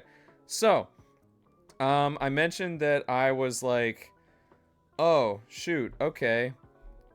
I don't have 200 points to be able to get another large plushie, but I've got 170 things. What can I buy with this? The following is what I got for 170 points. I got a lot, by the way. But also, like, Happy gave me a bunch of his, so it wasn't like all mine, but yeah. It took me too long to notice the incredible Squirtle Squad shirt. This was from PokeCon. I spent like more money than I should be. I think this was like $30. Which, like, I don't need t-shirts. I got so many shirts. But he was talking about how he like custom printed it himself. I was just like, it's you know, it's his original art. It's so sick. Yeah, all about it. That's why I don't need a Squirtle plushie, because I have Squirtle other things. Straight up though, like if and when I ever have a child, I'm absolutely getting a Squirtle plushie for them. Actually, dude, the plushies I have right now, dude, my future child is going to love this Fuecoco. This is investment for the future. This shit will pay off down the line. I'm just saying. Patch indoctrination. Yeah, like, have you guys seen the thing where, you know, you have the infant who's like, you know, is just learning to crawl, and you have the Bulbasaur, Charmander, Squirtle lined up in front of them, and like see which one they gravitate to? Yeah, no, it's just Squirtle. It's Squirtle and Fuecoco.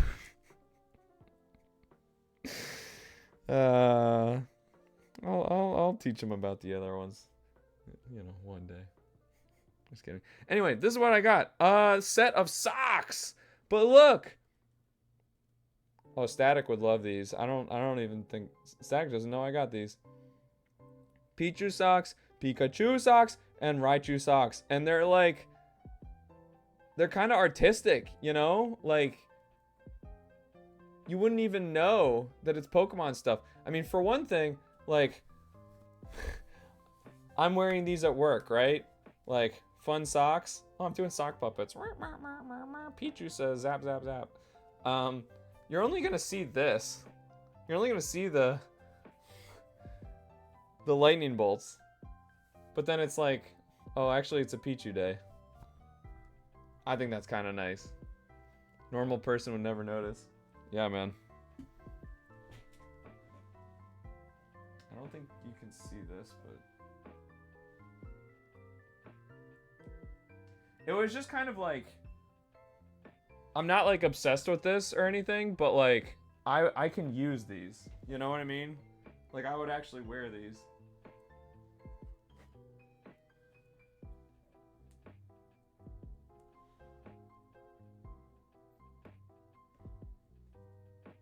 Let's go.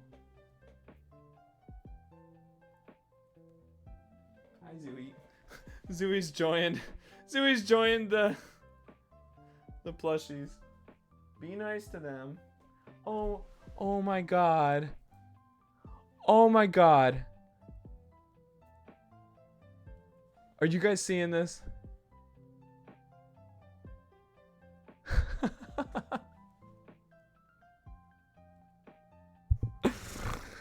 Oh, Zooey has become Sprigatito. Yeah. Oh my gosh, Zooey.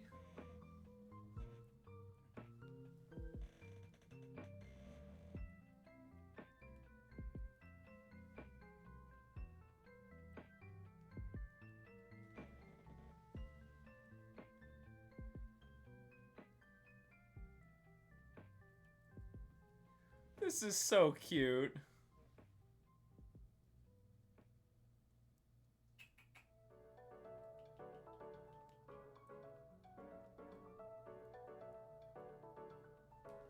You're just one of the soft plushies. Blend it in.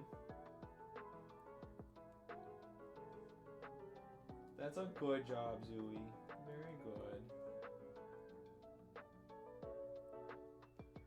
I gotta give her a little love real quick. I hope you understand. Guess we know who's gonna inherit the channel. Yeah. Yeah, everything I was saying about having a kid to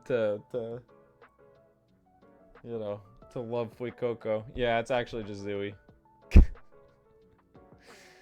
Oh man, Snuggle up way too good. That was a very precious, live, unplanned, certified wholesome stream moment. Oh man. Good vibes. What else do I have to show you? This was 100 points for reference. I kind of feel like 200 is like a little low for the giant plushies, but I'm not complaining.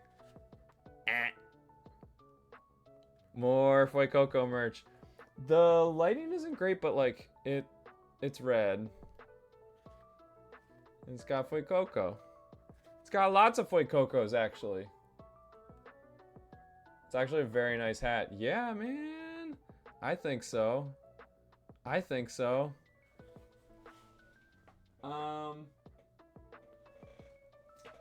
And for 10 points, so I could have gotten another one of these if I wanted to. We got some Pokemon cards. Why not?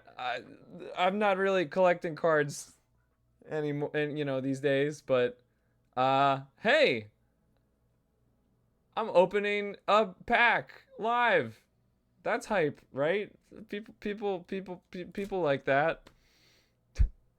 Card opening channel, pop up. Yeah, man, that's how I get big. That's how I get big, actually. Which reminds me, they had a thing at Supernova, formerly known as SmashCon, where they give you a Pokemon card when you come in the door, and then they had this wall where you could like put cards in, and like you take a card and leave your card, so you can kind of like trade. You're supposed to like, you know, just take one, just leave with one. So I got some. Oh my gosh, it was the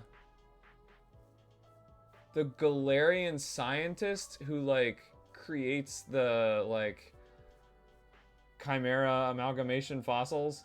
And I was like, when I saw the name, I was like, literally who? You know, as a trainer card. And then I was like, oh, I can tell from the background like who it is. Okay, so I swapped that for one spooky guy.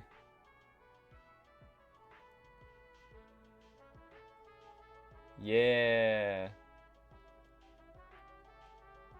Another spooky lad, that's right. So now I got the Duskull card and and plushie. And last but not least, my friend Happy bought this for me because it, you know, it was like decently cheap, but still very sweet of him to see it and just be like, yeah, Patch wants this. I'm gonna just get it for him. For note taking. More Fuecoco merch. It's the Hogginator. I guess that's the Japanese name.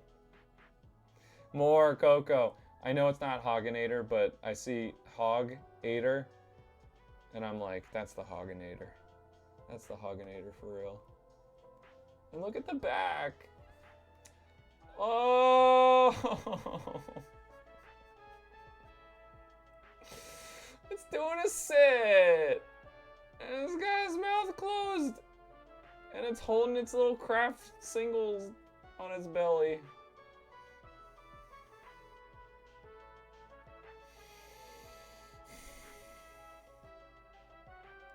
Makes me want to shed a tear, dude. Ah, it's so precious. If you can't tell already, Fuecoco is my #1 favorite fire starter by so far. And look, even on the pages, you got the sitting one, and it's like graph paper for some reason. Whoever isn't a Fuecoco fan, man, I just gotta damn. I don't even have words. Like, how do you sleep at night if you don't like Fuecoco? I don't even know anymore.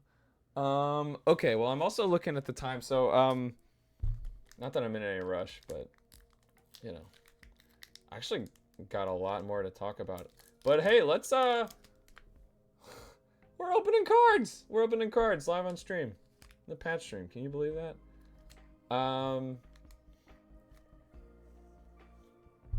It's the Twilight Masquerade expansion.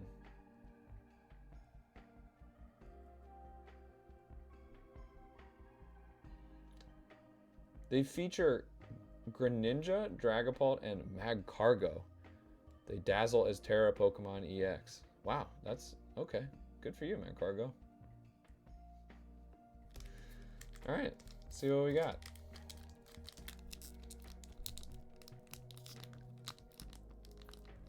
Do a little ASMR.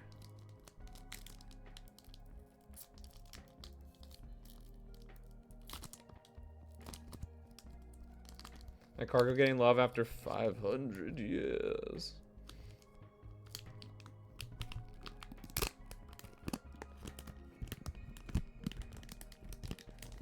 I don't know about you guys, but I actually really appreciate ASMR like this.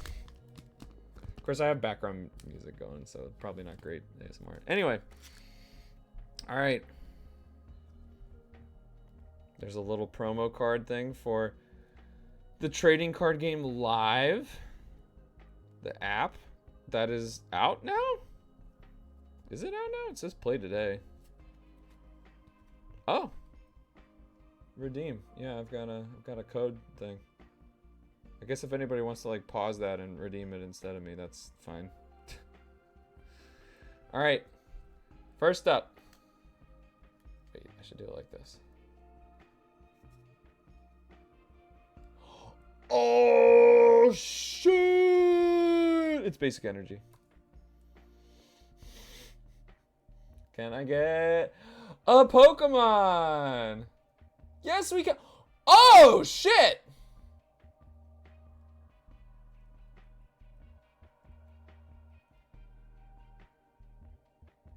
Wait, I don't know that this is, like, good. But that's a cool-ass Pokemon. That's a star, right? Yeah, that's a star. Ooh! It's holographic, right? Yeah, it's holographic! What the hell? Chandelure, my boy! That's so cool! It absorbs spirits, which it then burns. Very metal. By waving the flames on its arms, it puts its foes in a hypnotic trance. What a cool Pokemon. Damn.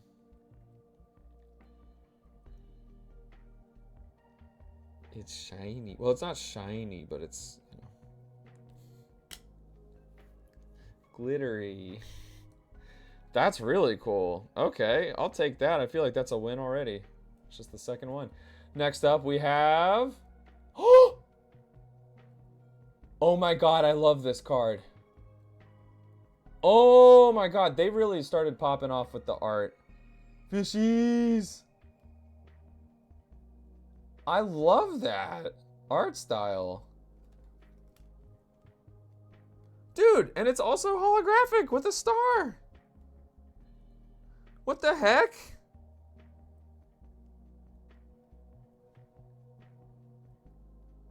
I feel kind of lucky for this one.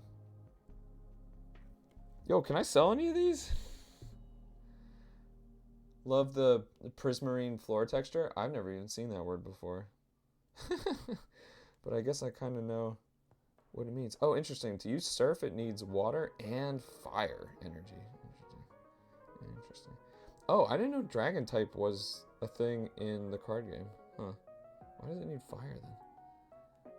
Tatsugiri is an extremely cunning Pokemon. It feigns weakness to lure and prey, then orders its partner to attack. That's funny. Wait, those are two great cards. Yeah, can we get Dozo? Wait, no way! Wait, no way! That's a legendary. Huh?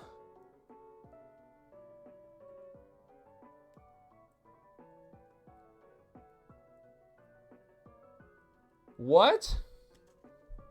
That's another star. And yeah, I get... Ooh, look at kind of like the psychic pattern. The like, the eyes. The glittery pattern. I don't know that that's coming through super well.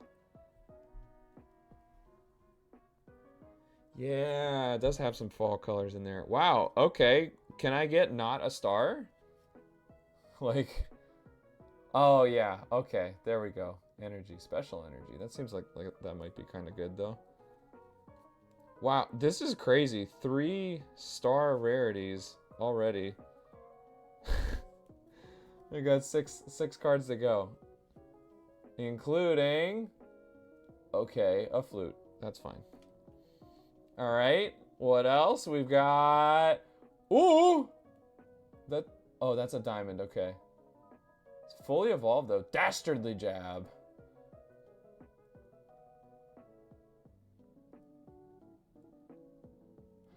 Wait, that's...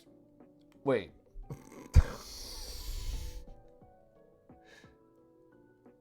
That's nuts. Scolipede the horse. I don't really know much about TCG, but that seems crazy good. For 2 energy, you know, 1 dark, 1 colorless. Put damage counters on your opponent's active Pokemon until its remaining HP is 10. So you just like knock whatever it is down to its focus sash, basically. That seems broken.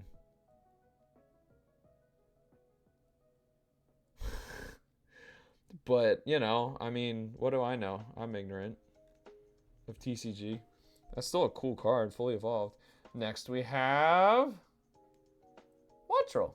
Cute. That's cute art. I like that. That's pretty cute. Our first circle rarity. Well, okay, not counting the non-Pokemon ones. Yeah, I'm about to make a new meta here. Scolipede Gaming. All right, 3 more. Vroom.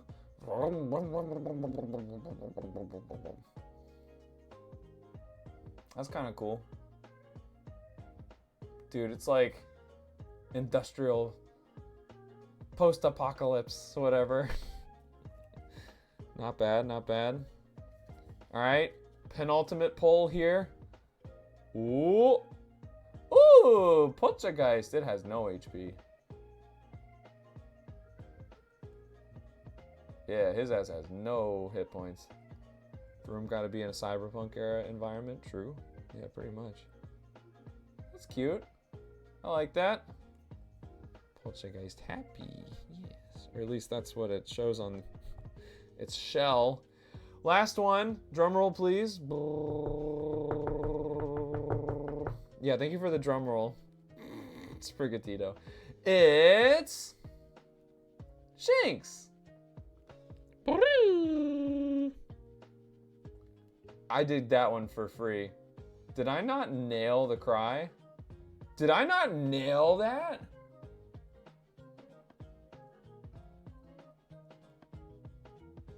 I don't even want to do it again because I feel like that was so good. That's a cute little buddy. That's a cute little buddy. Dude, that's kind of funny. Your opponent reveals their hand. That's pretty good, actually. Seems pretty good. I think you did nail it. It was pretty...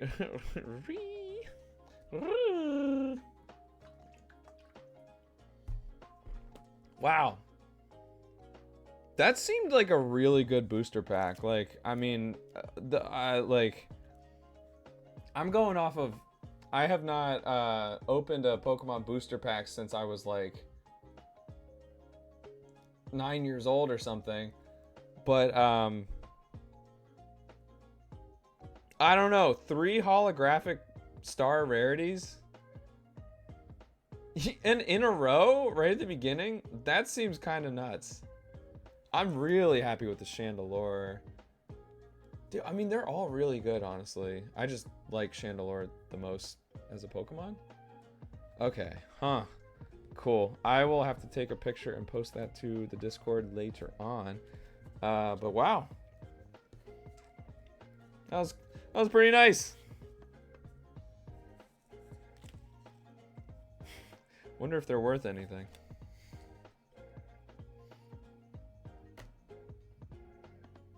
I'm being kind of delicate with them just in case. Okay, that's all the merch.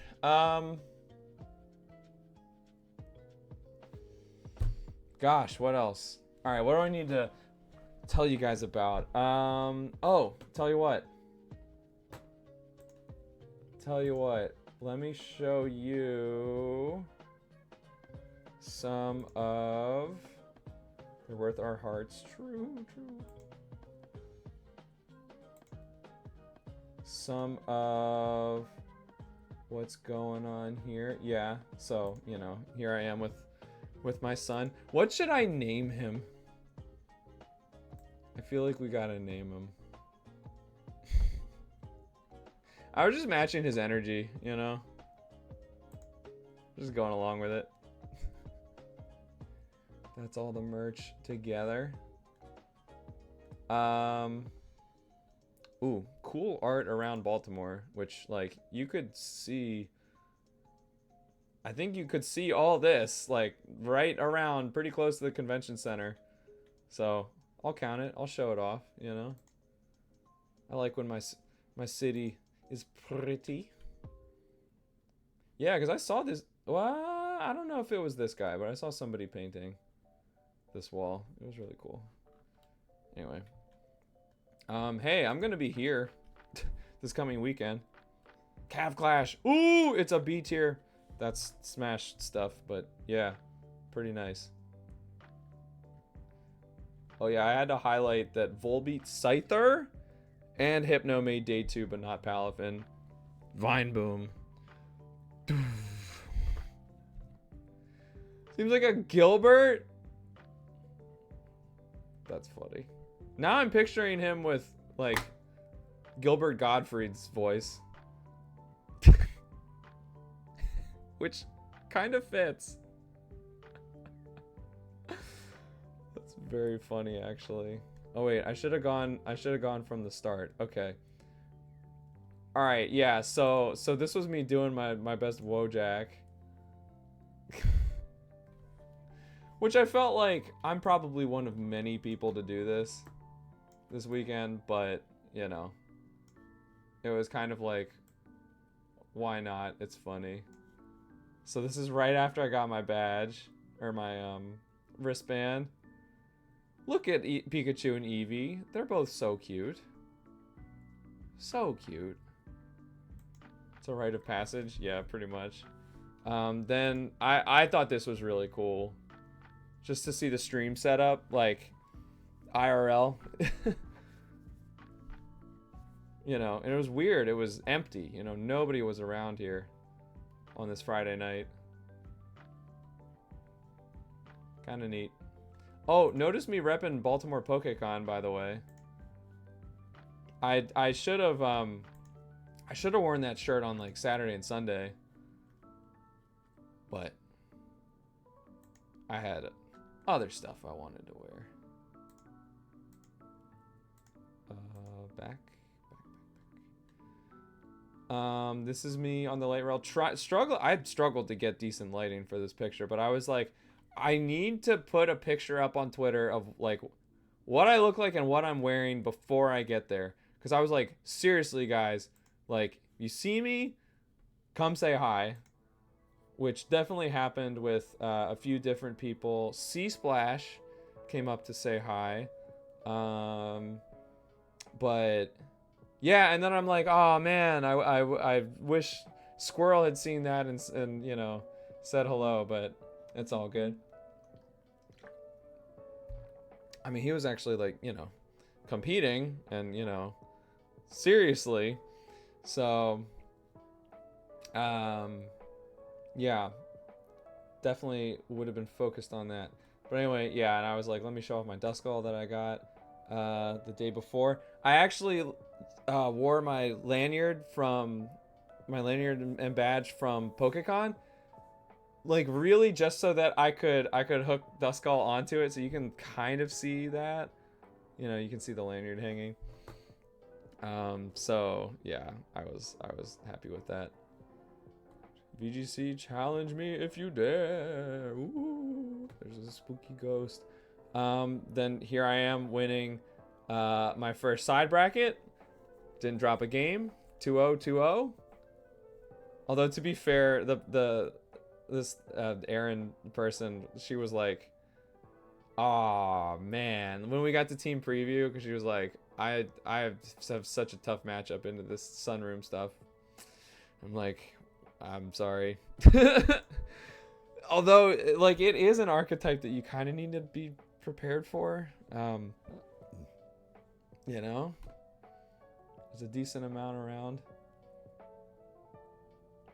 Yeah, so then it was like, okay, well, if I wanted to play more side events to get more, you know, more chances for these points, right? Whatever they're called. Like, at a certain point, I don't have the power to, because it was, like, held up so much. But, you know, it's all good. The power of room that is tricky.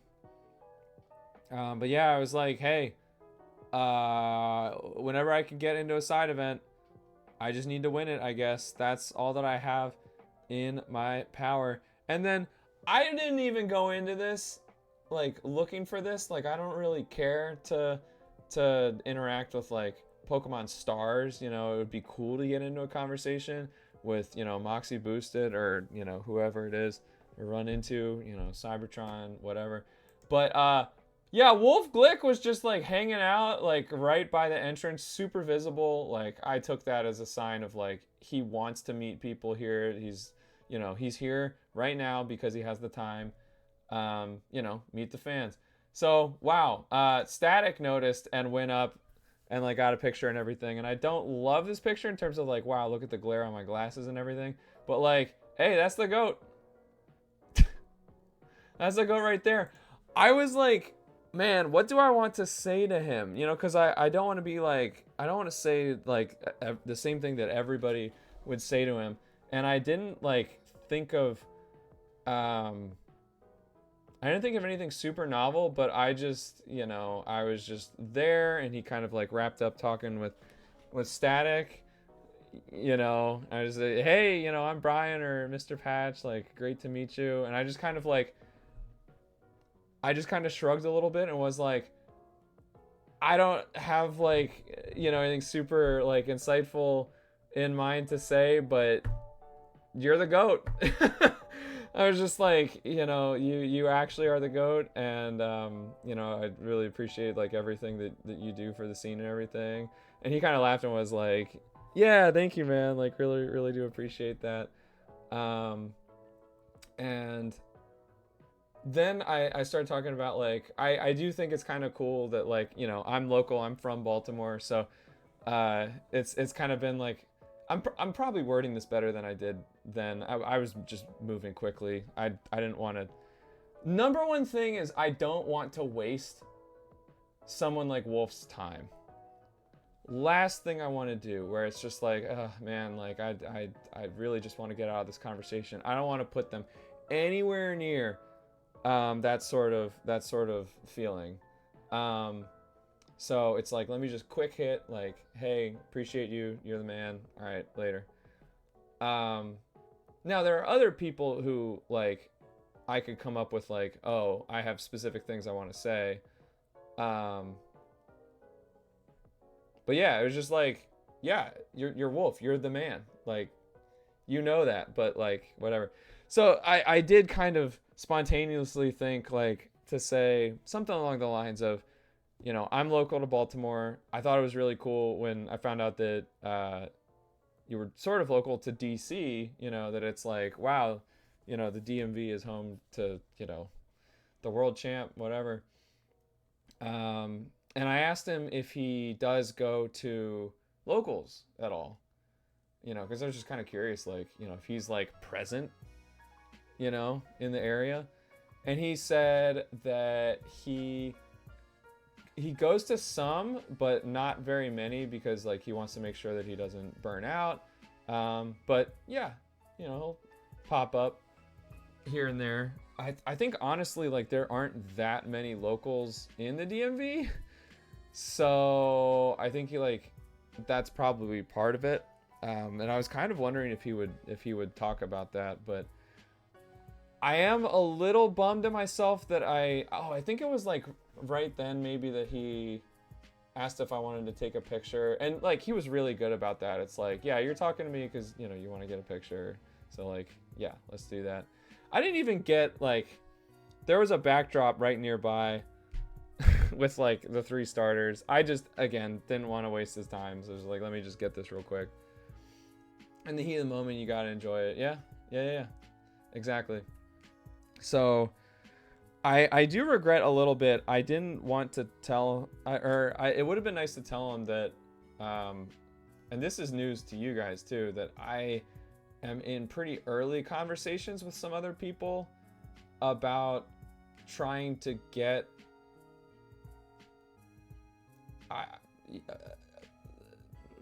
a region, or sorry, not a regional. Yeah, I'm trying to start a regional, LOL. But yeah, trying to get a VGC local started, you know, at least one in the DMV area, because there's just really not that much. But I would love to run a VGC local near me. I don't want to be going to Northern Virginia to do that, but you know, some of the people I'm talking to are more, you know, are closer to that area, so, you know, we might be able to get kind of like a DC area one and a Baltimore one set up. I don't know. Again, it's early, so like I'm not really leaking because like there's nothing happening yet. But I do wish I had mentioned that to him, that it's like, oh yeah, I'm actually like talking with a few people about like trying to get more stuff, because if this happens, then absolutely would love to reach out to, you know, all DMV VGC people, including Wolf. Like, imagine he does come out to support a new local, you know, and use it as a warm-up opportunity. Maybe he can use it for content somehow. Probably not, but, you know, I bet for someone like him, it would be nice to be able to go to a VGC event and not be just like swarmed by, you know, everybody is, you know, all these starstruck people.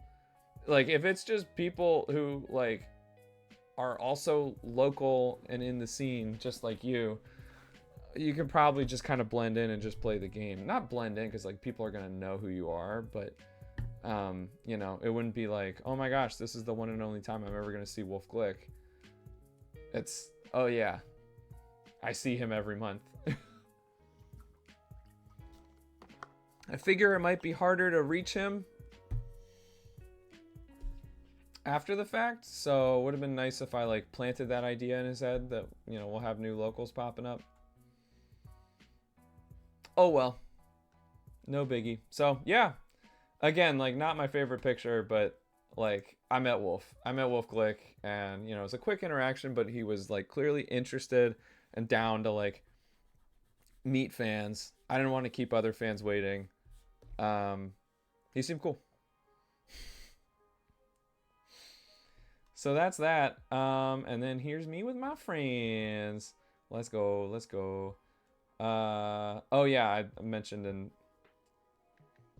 Yeah, I would wait. So with the Wolf tweet, I like wanted to tweet that I got that I want a second pod, and I took a picture of the pod sheet showing that I won, but it had everybody's like full names. So I was like, oh, I probably shouldn't tweet that. That kind of sucks. So I was like, oh, let me just tweet my Wolf tweet and then also be like, yeah, I won another pod, by the way. World champ difference rubbing off on me. Dude, I was kind of on top of the world then. I'm 4-0 in sets, like doing all I can here. And then, yeah, the lads, absolutely. Oh yeah, and then so that was basically the photo to be like, yeah, here's me kind of summing up Saturday. I do actually really like that picture.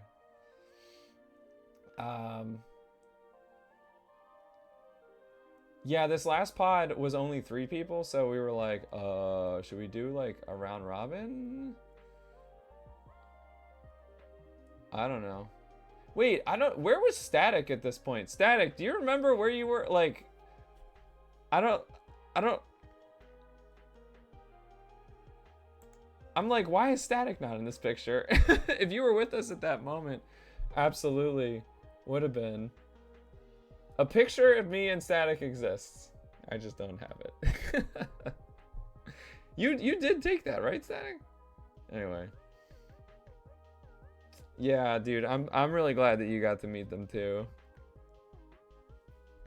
Nice to hear you say that.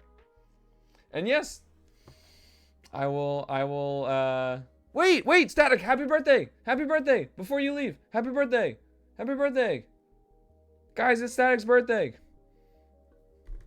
Should I be announcing that? I don't know. Too late. Static, are you doing a stream for your birthday tonight? Ah, yeah, I know. It was like Static's like birthday weekend, doing the regional and everything. Very hype. Very cool.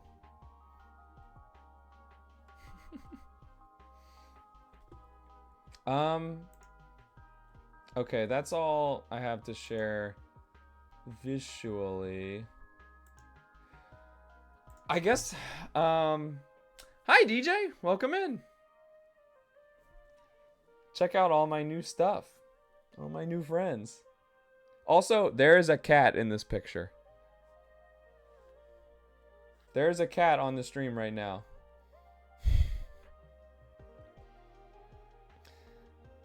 Fuegogo! Yes! And Duskull, and Magnezone, and Magnemite! Like, I never thought I would get a Magnezone plushie. I can't believe it. Is the cat next to the Jiggy?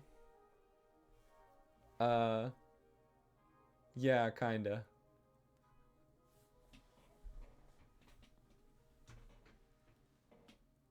Right there.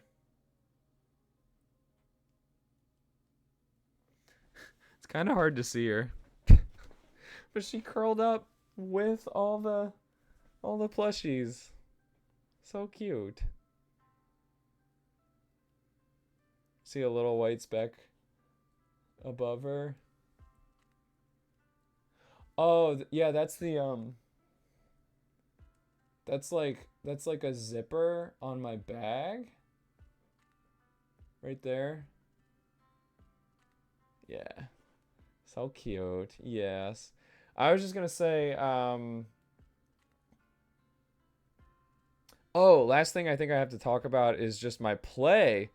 I played in 3 pods on Saturday, so that was um first 2 pods I won 2-0 each game. I think actually, hang on, let me get my notepad because I took down some notes.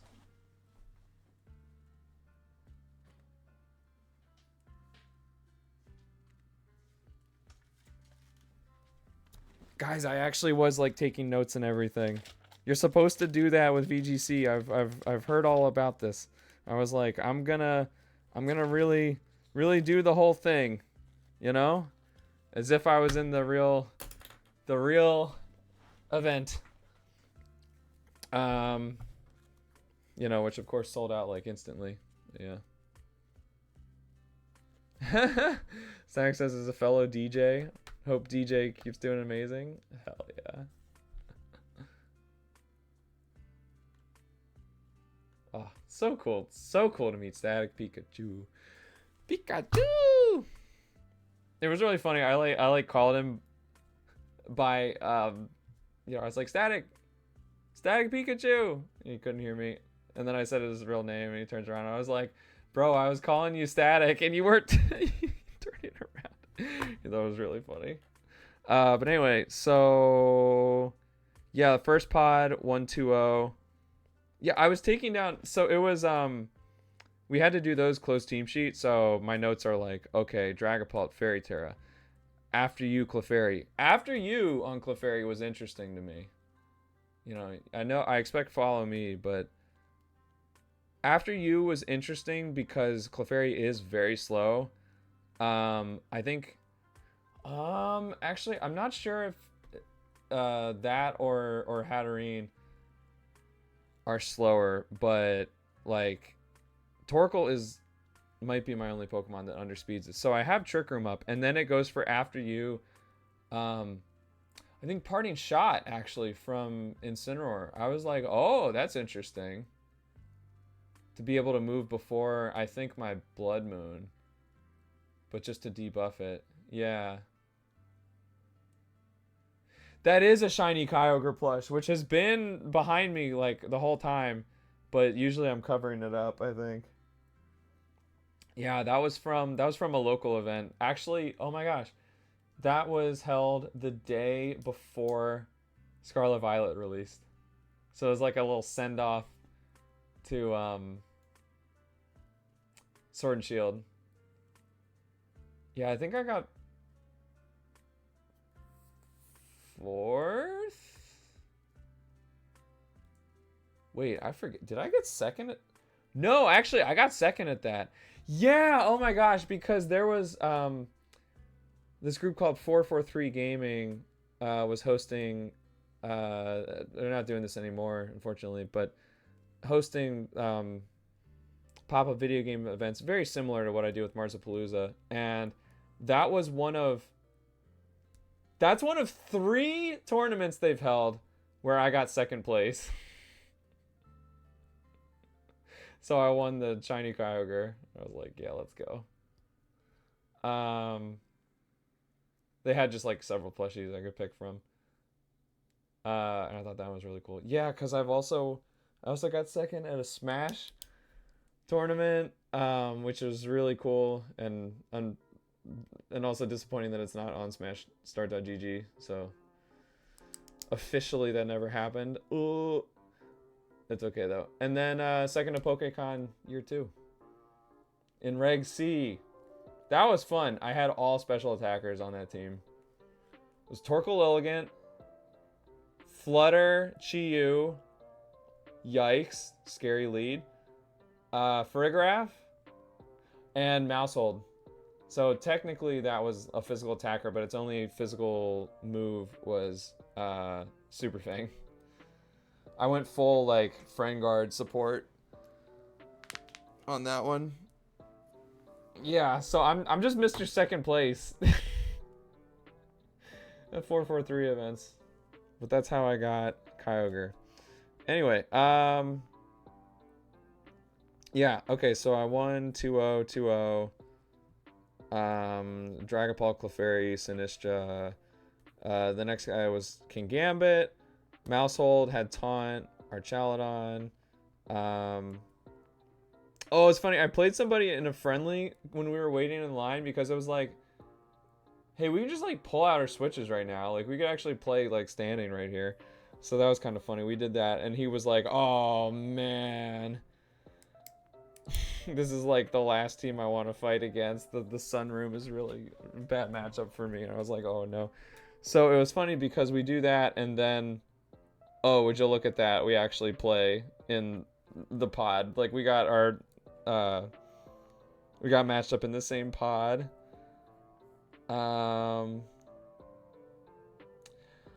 Dude, won an absolute knockdown drag out banger with my boy Happy Dog, who has a T-Tar Sand team. T-Tar Lycanroc with Volcarona, Dragapult, Gyarados, and Sinistra. Sinistra was like I made a note here, all caps, remember hospitality, because there was at least one situation, I think two, where I was in I had one of his Pokemon low health and I like single target it or whatever, maybe I send a spread move. I'm doing something accounting for this move will kill, and then here comes Sinistra and it heals, and now I just barely didn't kill. It was like, oh my god. So yeah, game 1 I think I lost pretty clearly. I don't really have many notes here. But yeah, we ended up going to game 3. The game ended with, okay, at the beginning of the game, I remember this because he commented on how crazy it was. I'm gonna jot a note here for posterity. Crazy of me to send Sacred Sword on Gallade into T-Tar. No Terra.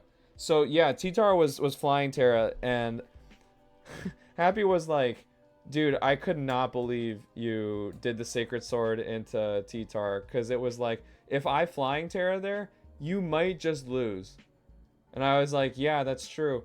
But that also made me think that you would be confident that I'm not going to do that, so you can do other things. So I thought to punish that. So it was like, it really felt like a 3D chess moment. Me getting the one shot on T-Tar like really had a big influence on the rest of the game. Like I went for a crazy bluff call and it worked. Because it was T-Tar Lycanroc lead with Volcarona and Sinistra in the back. And like T-Tar being dead meant Sinistra was like a little less of an issue because it was just doing a good job of keeping T-Tar alive because it was like assault vest, super bulky. The game ended up coming down to a 1v1 with Volcarona and Gallade. 1v1. There was like only 1 or 2 more turns of Trick Room. So I'm just sending... Oh, actually, I forget. I think it was Water Terra. So I think I'm just sending Sacred Sword and like... It used Fiery Dance and did like maybe like 45% of Galade's health, maybe another one would have been a roll, but I think probably only crit would kill. However, if Fiery Dance got the 50-50 to boost its special attack, the game was probably over right there. So I think I like passed a 50-50 to have a chance to win the game. It was really crazy. I think protected on the last turn of Trick Room, so it's like, okay, I have to take another hit. Went for Giga Drain, did not KO me, and did not heal enough to survive another hit. So it was just this like super tense, like end game 1v1, 2 Pokemon full health, like nothing super effective, nothing. So that was just like super duper wild. Then round 2 of that pot, I had to play the guy that I beat in friendlies, and I did win 2-0, but he mixed things up quite a bit, going Fairy Terra with Salamence. Had Basculegion, Golden Go, Clefairy, Salamence, Rillaboom, and Volcarona. So yeah, Salamence kind of messed me up because it like is good into Gallade, and a lot of it's pretty good into Lilycole lead. So I was just kind of like, uh-oh.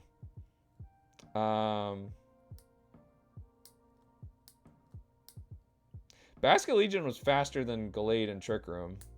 I was a little surprised by that. But yeah, ended up clutching that out. The third pod, dude, I got blown up by this Overquill team. I actually lost turn 1 straight up because I went for... he led with Overquill, Golden Go. And I went for Wide Guard, Trick Room. Because I figured, okay, that should guarantee me that I get Trick Room up, right? Because Indeedee is immune to Shadow Ball.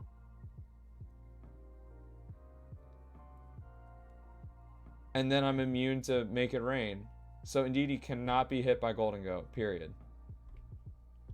Like, maybe I'm sacking Gallade to get Trick Room up, but that's fine. Then I have Torkoal come in. You know, with Golden Go out, like, what are you gonna do? I forget if he had Pelipper. Here's the thing though, Overquill crit Throat Chop to one-shot Indeedee, and he was saying the crit didn't matter there, and I was like, what? No way. Turns out, game 2, Indeedee actually did survive a Throat Chop with like 17 HP. So I pretty much insta-lost that first game off of the crit, which is unfortunate. And I was just like so surprised by that. I was like, what's Overquill's base attack? Turns out it's 115. I just was not ready for that thing. I thought I had a smart play, but yeah, he was like, that's... Oh, then game 2, I was leading thinking that he was going to have a different lead. Because I figured, you know, he would be like, wow, this lead was so successful. My opponent is going to come up with a lead specifically counterplaying that.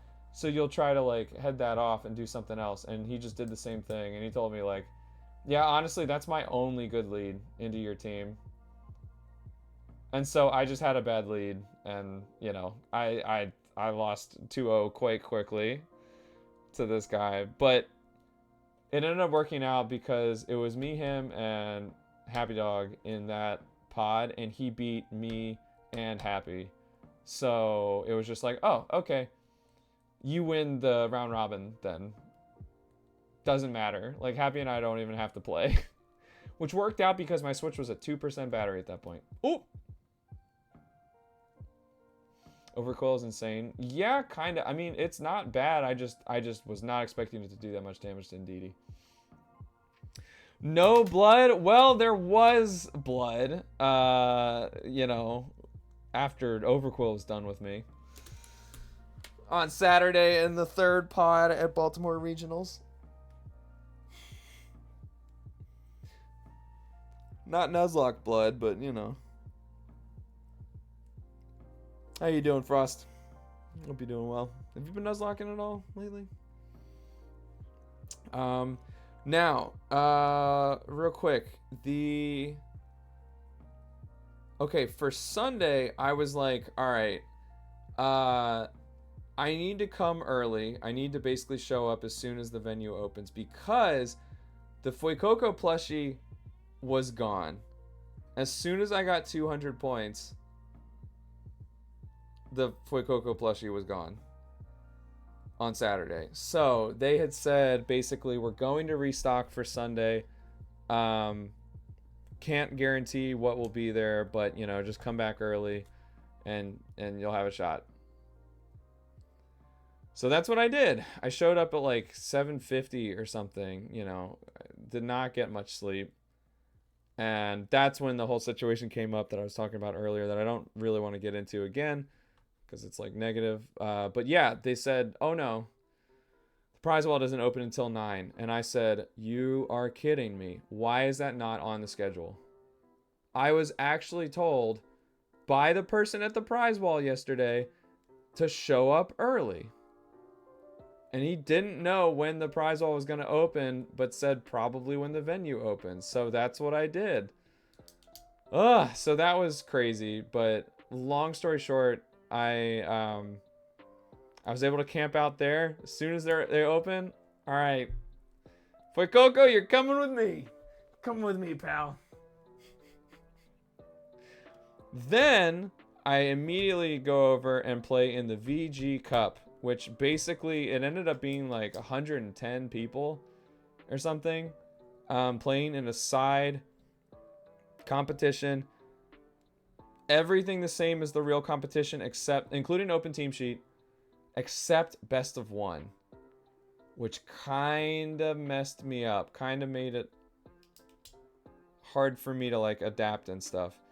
So I ended up not doing well. I ended up going 1-6. The cool thing is that I was able to get like go through that real like tournament pressure against good players, like, you know, people who did well day 1 but didn't qualify for day 2. You know, there's a long list of good players. And yeah, I just like I learned a lot about like what I needed to do to play better. You know, there were times where there were a couple sets where I was like, okay, I just have a bad matchup here. It's like I actually just have a tough matchup. I realized specifically into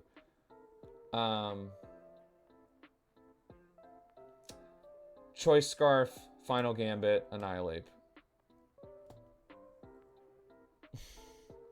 I realized I didn't have anything for that, and I realized that I learned that the hard way.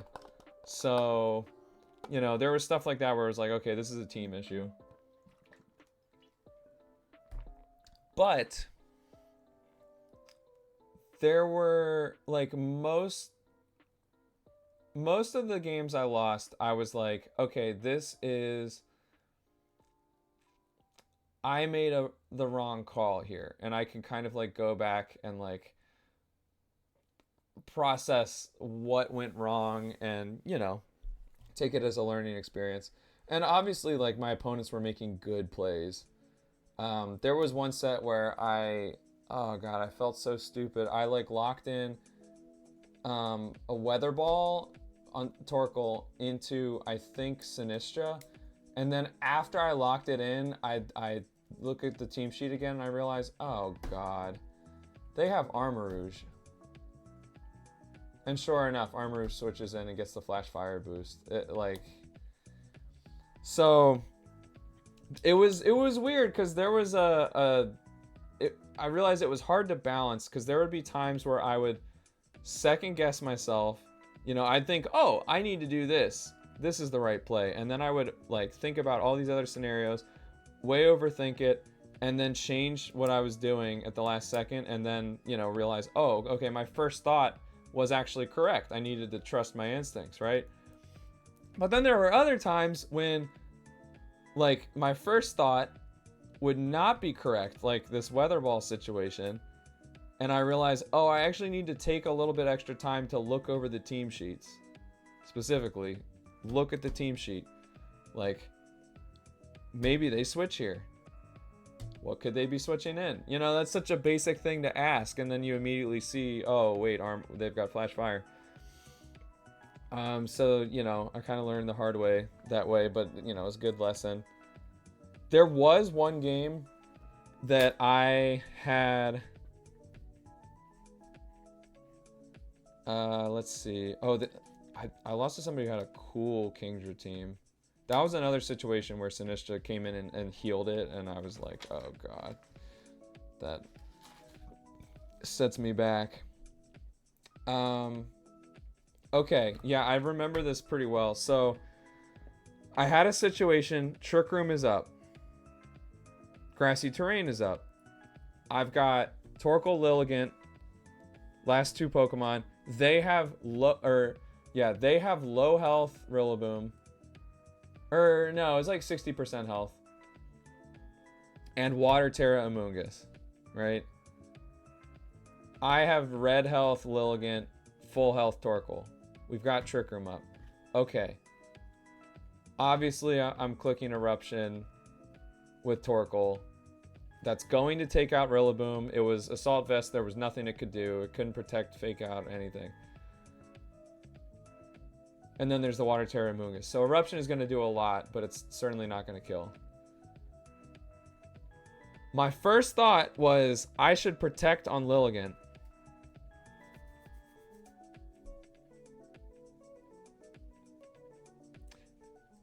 And I didn't fully process this, but looking back on it, that is because the only thing Rillaboom could do there is go for priority. Go for Grassy Glide. You could target Torkoal and do like some chip damage, but it's not going to do very much. A lot of defense on Torkoal.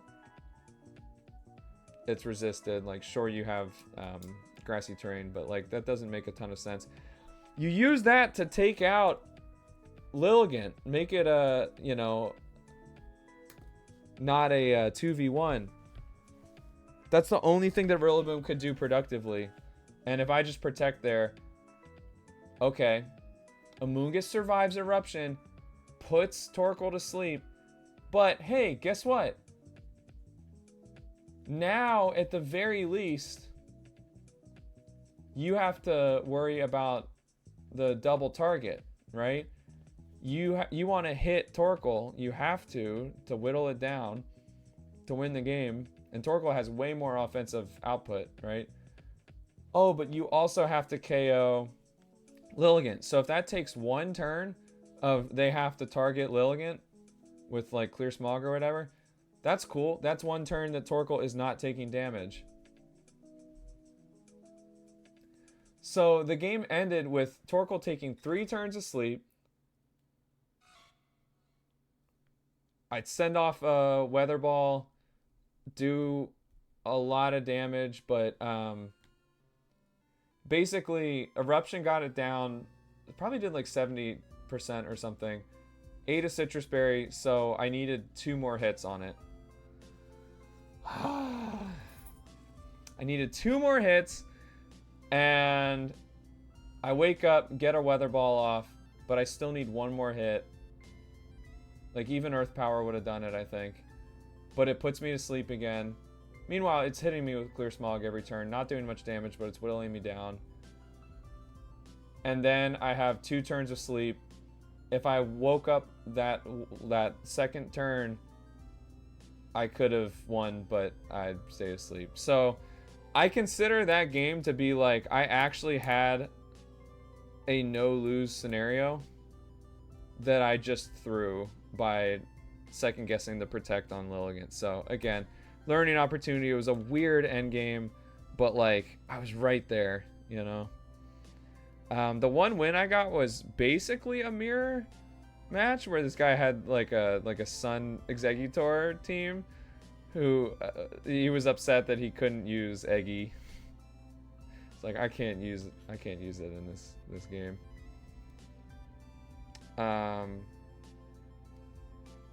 There was another another set. This was cool against a Blood Moon Indeedee. Zoroark was on the team, so I thought like, okay, the Blood Moon might be Zoroark, but Blood Moon used Protect turn 1, which Zoroark didn't have, so it's like, okay, it's actually Blood Moon, got it. It had Delphox and Pawmot in the back. Indeedee gets Trick Room in prison, so it's like, okay, I gotta go about this another way. I did get double crit by something. I forget what it was. I don't think it mattered. It definitely didn't on Lilligant because it was Focus Sash, but yeah, anyway. I had a late game situation with Torkoal versus Delphox.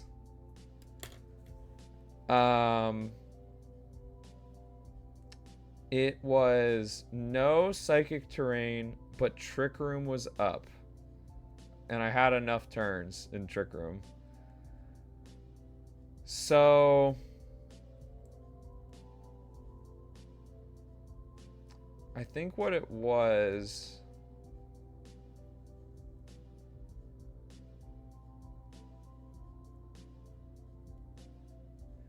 I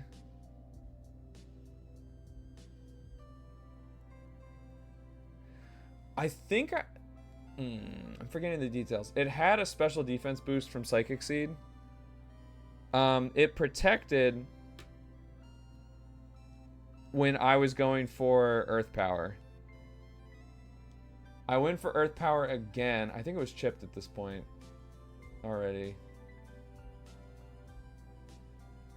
Yeah, I went for Earth Power a second time in a row, but they went for their Terra, which was fighting, which is like, okay, fine, but it just didn't do that much damage. If I had noticed that they hadn't used their Terra and that, you know, they had nothing to lose from using it there because they just get rid of their weakness to Earth Power, I could have gone for Eruption and won the game.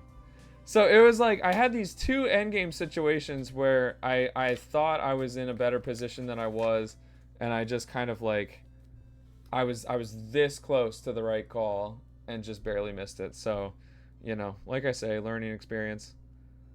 Yeah.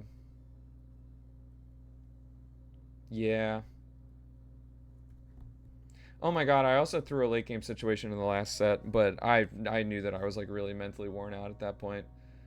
So it was like, you know, I kind of knew I hit my limit.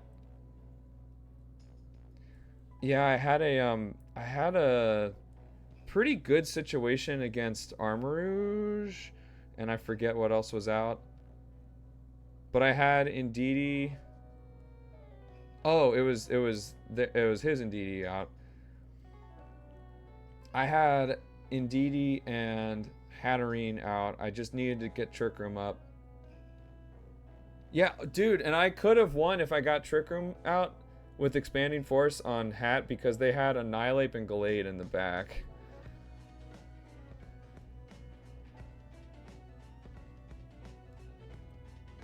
You know, maybe I don't win that. Oh, actually, wait, no. I still could have lost that because Gallade had Wide Guard. So I would have to, like, be very strategic about... yeah, we like theory crafted it out. I might have been able to like protect and just kind of stall until Psychic Terrain went down and then Expanding Force is single target. But I still don't know if that would have really worked. I would have had to KO Annihilate with that. And then Gallade be wasting turns using Wide Guard. Yeah, it would have been weird, but basically what I needed to do... So I went for... Oh, I had Gallade and...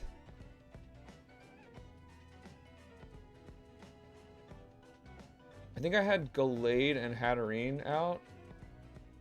So I went for Wide Guard. Did they have...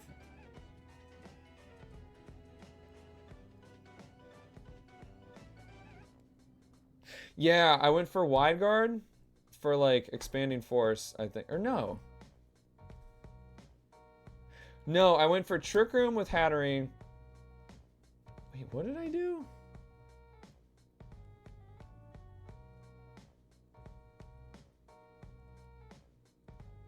I forget.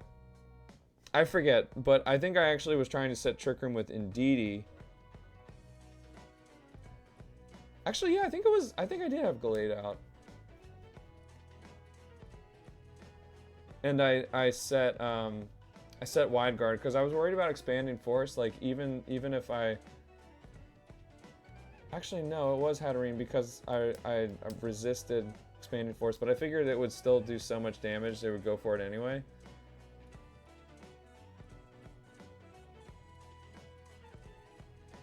Did I... What did I do with Hatterene? Did I protect?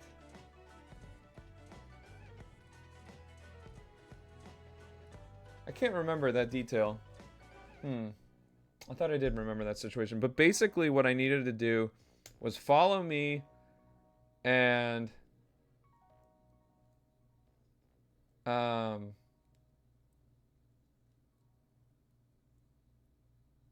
was follow me and Trick Room with Hatterene. I think I'm leaving out some details here. But yeah, I know that was the mistake because what they ended up doing was just sending Armor Cannon into Hatterene and one-shotting it, and that ended the game. So like I needed Indeedee to take that instead. And then yeah, I think it was just Indeedee on their side. So Hatterene would have been okay with that. I think it was... Both of them were chipped. So Hatterene should have been able to get a KO on both with Expanding Force. Yeah. Anyway. Yeah, like I say, learning experience. I kind of knew when I like hit my limit. I know that I'm better in best of 3. I learned a lot about how to play better. And yeah, that's the summary of my my playing experience. I know that was a little long in the tooth, but it was interesting. It was a cool experience. It's kind of late now, but doing all this talking about VGC, I would be remiss if I did not actually play a little bit of VGC. I'm just gonna not even track wins or losses because I'll probably just do like 2 games. Just squeezing in a teensy little bit before bed here. Let's play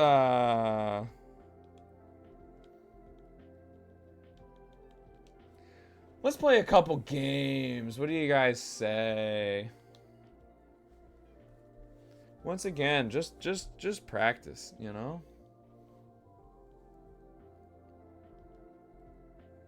Man, my rank went down from not playing. That's crazy. Oh yeah, that's annoying.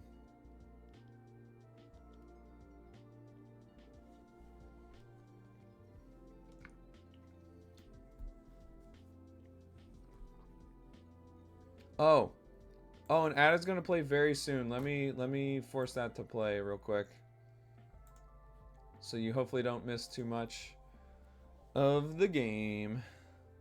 Oh my god. Okay, familiar with this team. Honestly, Armarouge is kind of the issue here. Kind of need Ursaluna for it.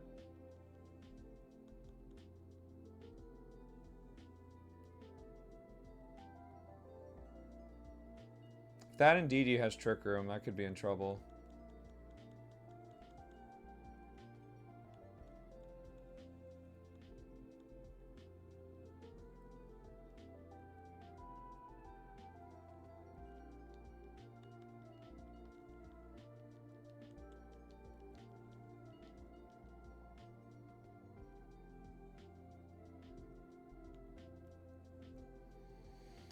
And they have 2 potential wide guard users, so I think I really can't afford to take Hatterene.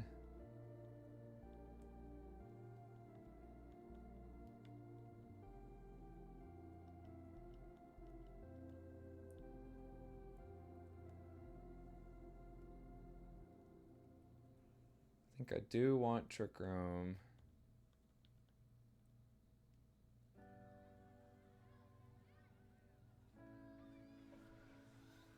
I feel like they probably lead in DD Armourouge.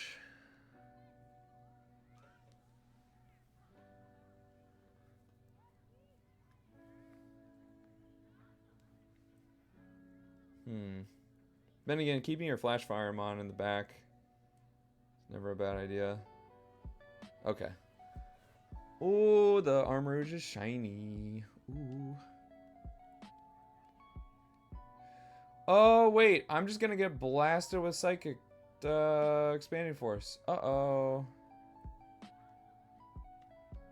Maybe they go for Wide Guard.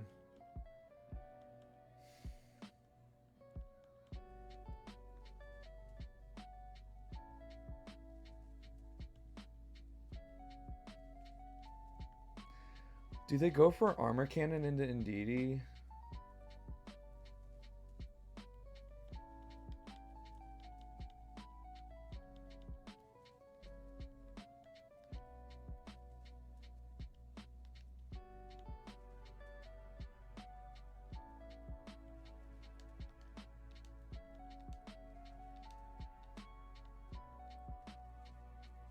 This is a hell of a call I'm going for here.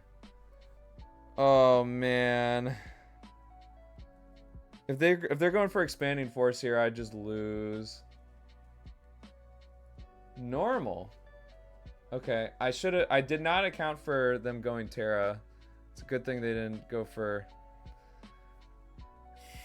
grass. Are they going for something wild here? Like, why normal? Like, you're immune to ghost now, but oh god, it's gonna be Expanding Force and I lose. Please show me Armor Cannon. What? Okay, well that's just okay. Dude, fuck that.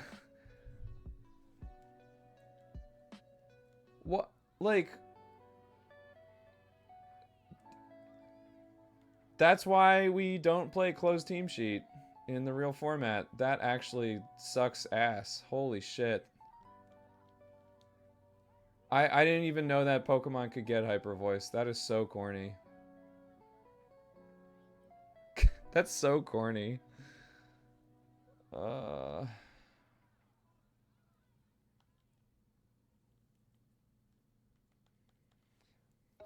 They probably want to shut down.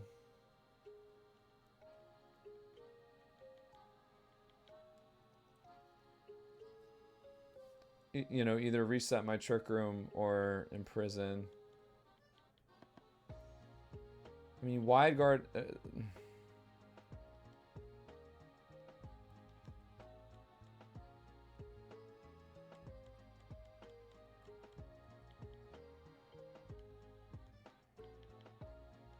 Oh man, it's so over.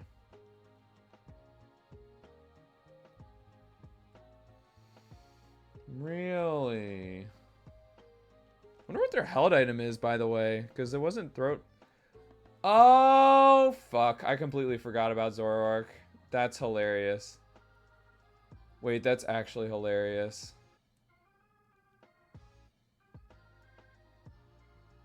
Oh my god.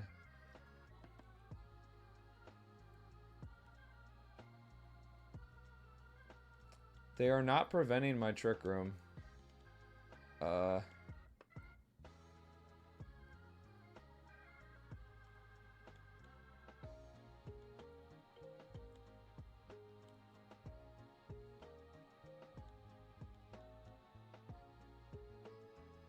it's so over.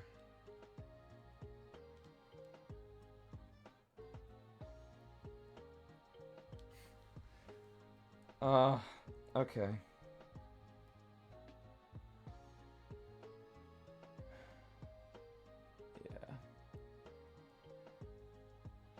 Yeah, I had nothing. I had no option there. No protect. Okay, alright, okay. So, alright, I take back what I said about the corny normal Terra. I completely forgot about Zoroark.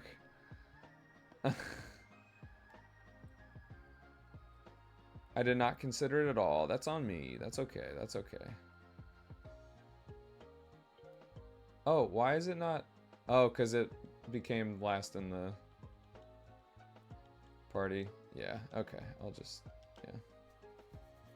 Never forfeit game where, like, that's just a waste of time. Interesting. Yeah, I need to, like, reacclimate to closed team sheet. Most of what I played over the weekend was open.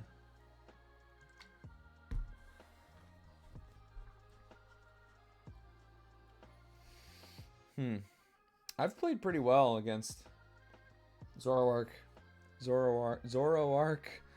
in the past. I was not warmed up there. Alright, we're good now. We're good. We're good. We're good. We're good. Copium, copium, copium. I know we can't hear the music, but that's fine.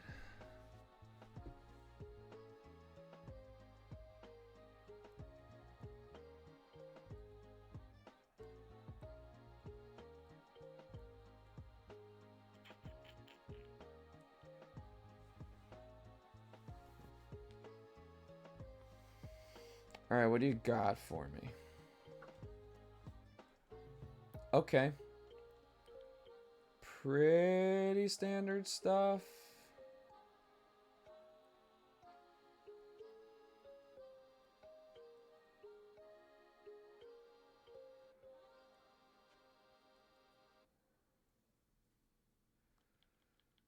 But yeah.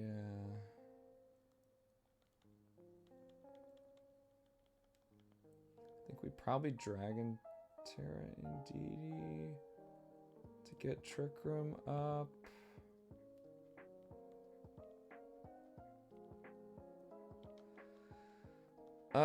Or do we?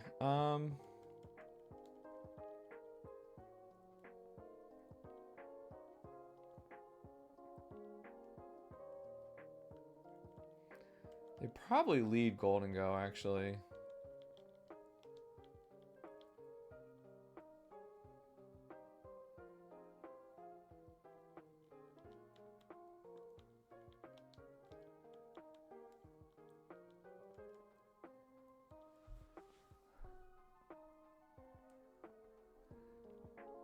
Yeah, I like this because I can threaten Wide Guard, but also just switch to Ursaluna on the Shadow Ball from Golden Go. Keep Torkoal in the back for weather control. Indeedee should be able to get Trick Room up. I also threaten Wide Guard.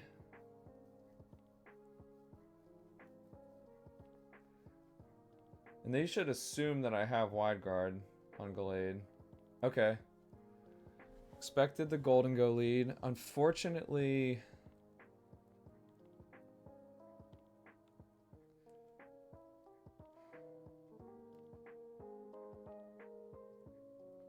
What do I do with Indeedee? Because now it's weak to knockoff, right?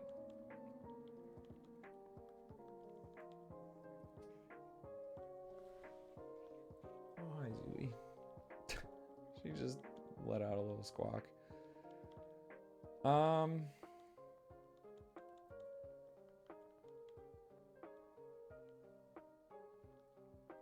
Then again, I can threaten to outspeed and KO this thing.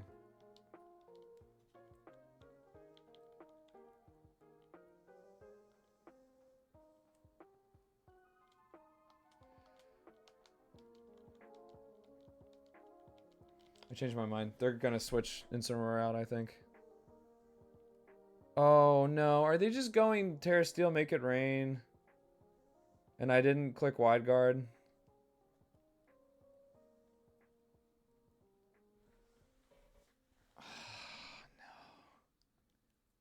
Oh, wait, I did. I forgot. I changed my mind. Yay!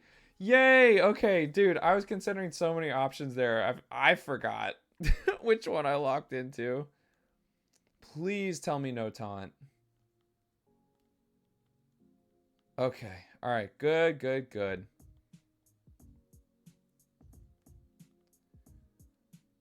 Now, unfortunately, Incineroar is probably slower in Trick Room.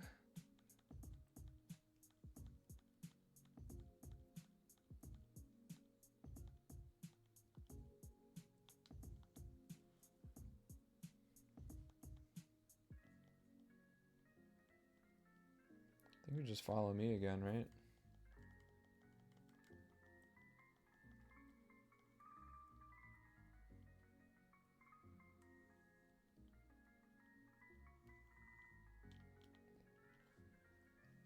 I mean, they do have a couple good swaps they can make here.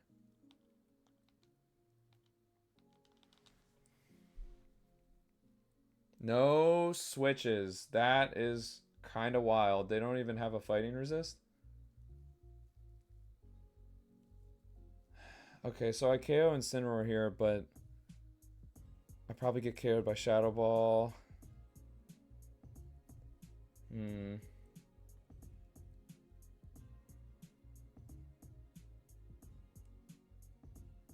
Okay, actually, that's really good. It might be Specs. I mean, it's good because, like, Gallade was getting KO'd there regardless, but now it's at -1 special attack.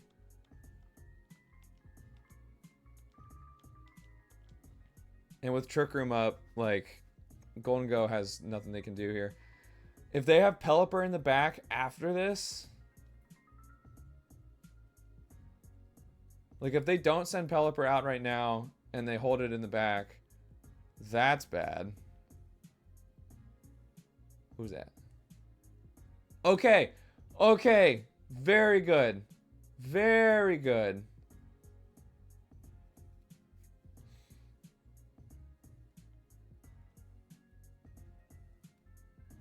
No, Trick Room is up, so I go first. Oh, I forgot it would work that way. Oh, that's not good. Oh, that's not good.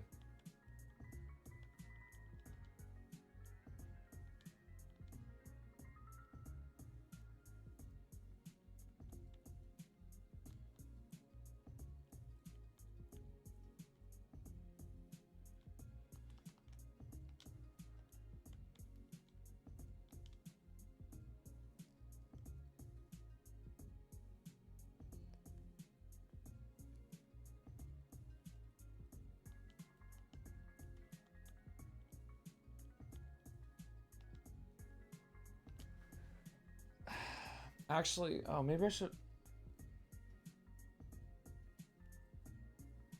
Pelipper prevents a real issue here.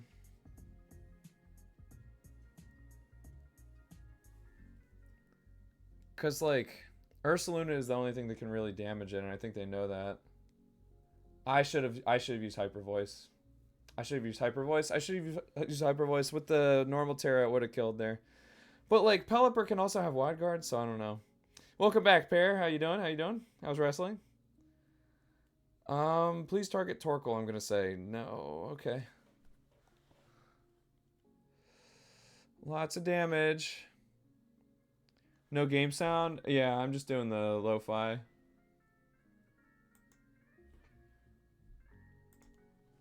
Okay.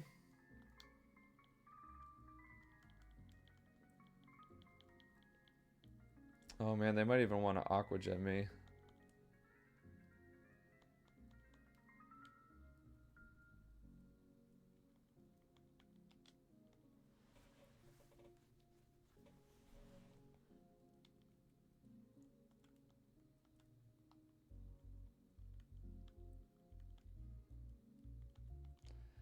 Oh shit.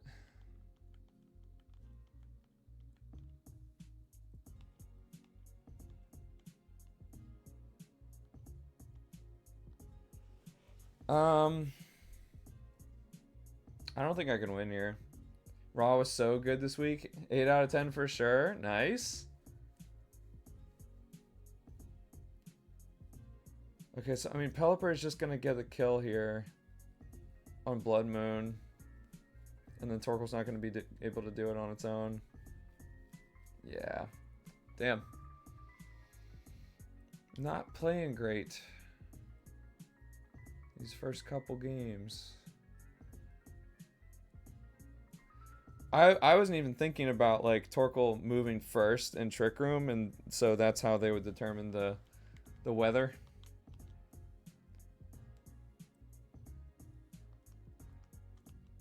Should have been thinking about protecting too. For the rain. Yeah, no, there's no point.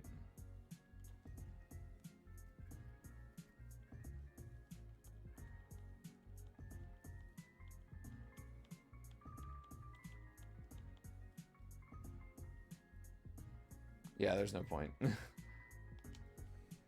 Got this new game called Core Keeper, very addicted to it. Yeah, I saw you were streaming that, but I didn't get to see anything about it.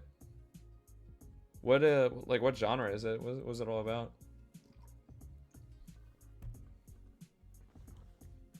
Glad you got a new game you're excited about. Actually, is the music a little too low? I can turn it up a little. Similar to Terraria? Okay. Is it also 2D?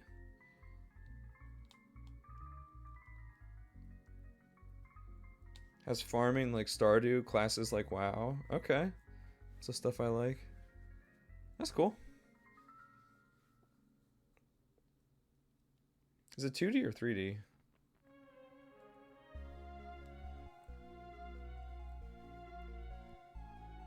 It's 2D but kind of 3D at times. Oh, interesting. Is it kind of like a open structure? Ooh, okay, here we go. Interesting team. Just a bunch of good Pokemon. I don't know that I see a ton of synergy.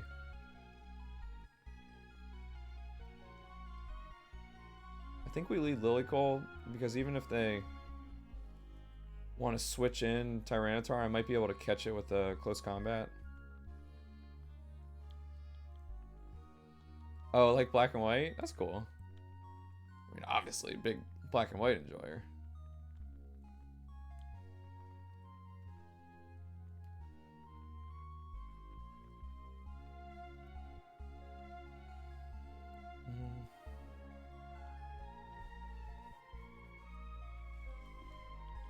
Glade is pretty good here. And I guess Indeedee to support it. Yeah. What do I think they lead here? They have such like I don't think they go for Trick Room. They probably don't bring Farigiraf. I feel like Primarina lead, maybe? I don't know. The whole thing is there's this object in the center of the world and I have to power it by downing the bosses. The whole game takes place underground. Okay, interesting. Kinda... what does it remind me of? Okay, nice. We have weather control. I think I might protect Torkoal and go for close combat into T-Tar, but we also might see the Terra come out.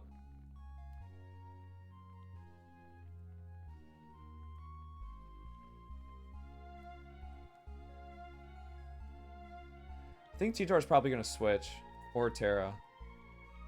Tell you what.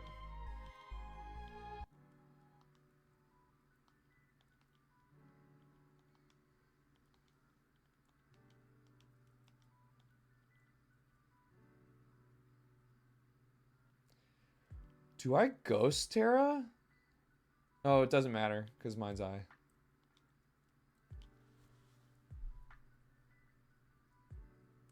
Yeah, okay, alright. Figured they wouldn't let T-Tar stay there. Oh, that's good. This is my one Pokemon where Intimidate matters. Lilligant.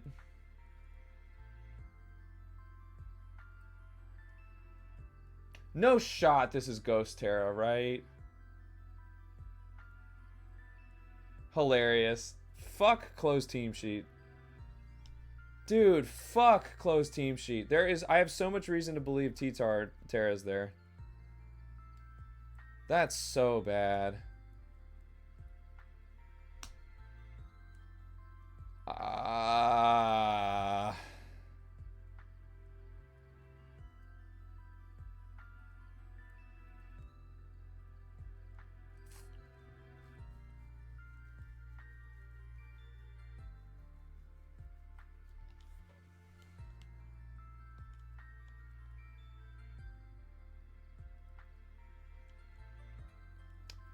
They're going to be able to fake out.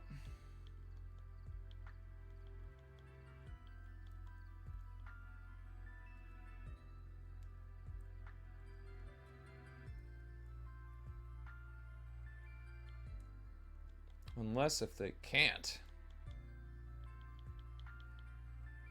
They're going to switch T-Tar in. That's the thing.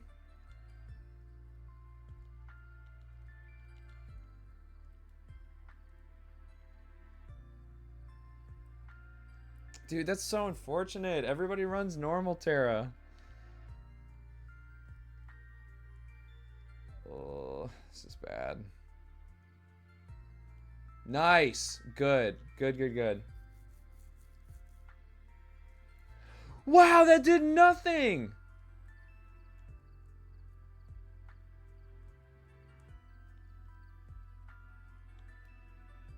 Oh, shit.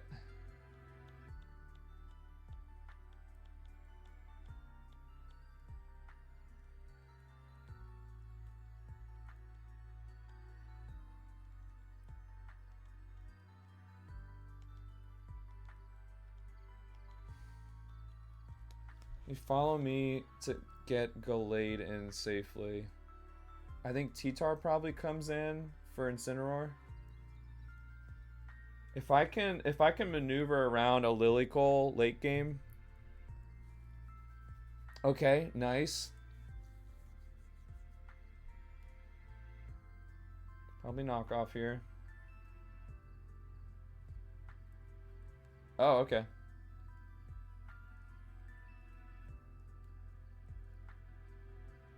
I mean, a little chip damage. I wouldn't complain.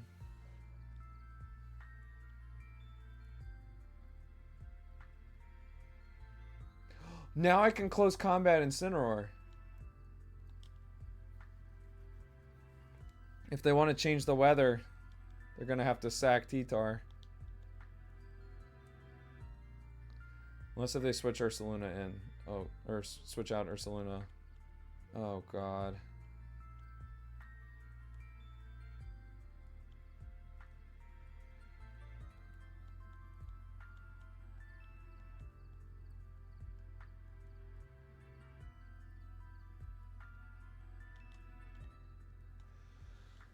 Oh, what if...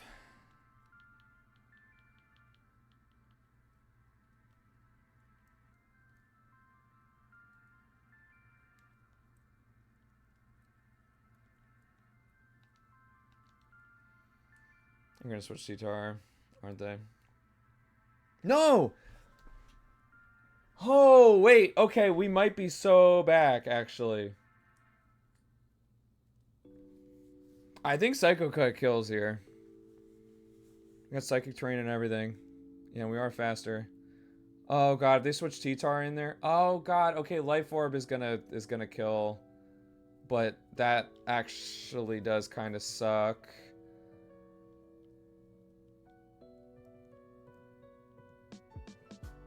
Okay, but we do maintain our weather control. They're gonna set Sandstream and then we reset Sun. So it kind of depends on what they have in the back, because I can close combat T-Tar.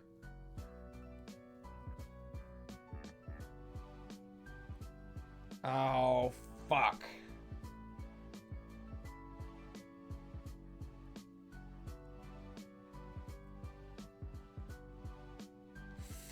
Shoot, man.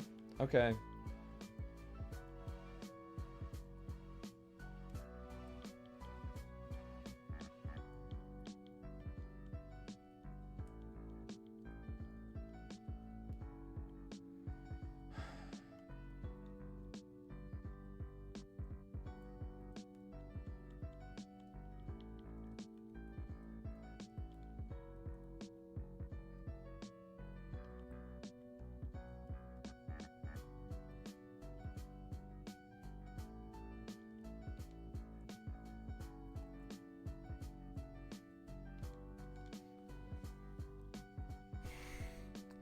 Man, I don't think I can win here, actually. Pre-Marine is the last thing I wanted in the back. Okay. Alright. I mean, Pre-Marine is going to take out Lilligant, though. Maybe I should have attacked with Torkoal this turn, but it's probably going to be Liquid Voice. Oh. I could have gotten an Eruption off. Fuck. No, man. That's such a tough call to make, though, because, like, why would you not Hyper Voice there?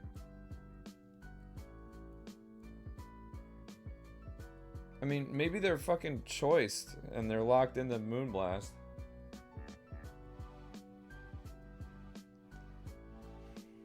Okay, I mean, we're stalling out my son, sure. Dude, imagine I send Eruption, Fire Terror Eruption there. That's tough. Yeah, okay, single target. Yeah.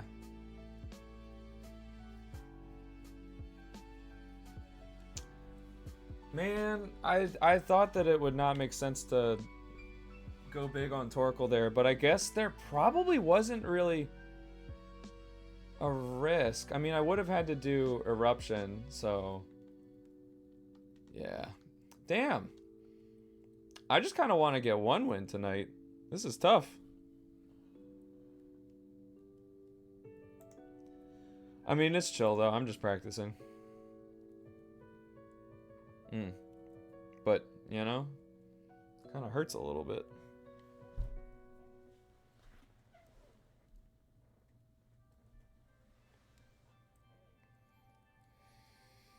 Do a couple more, I think.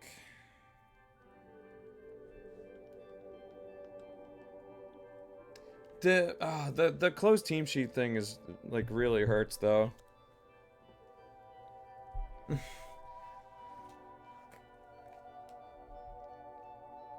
The Ghost Terra Ursaluna.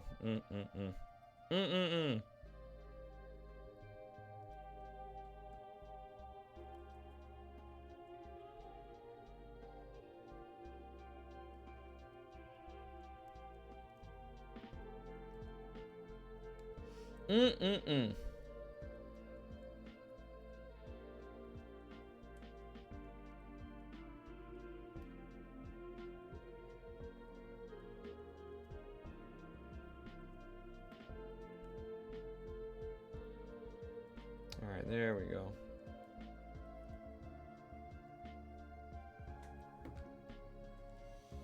Me and Shao. Interesting. Okay, I like Hatterene. Hatterene has a really good matchup spread here.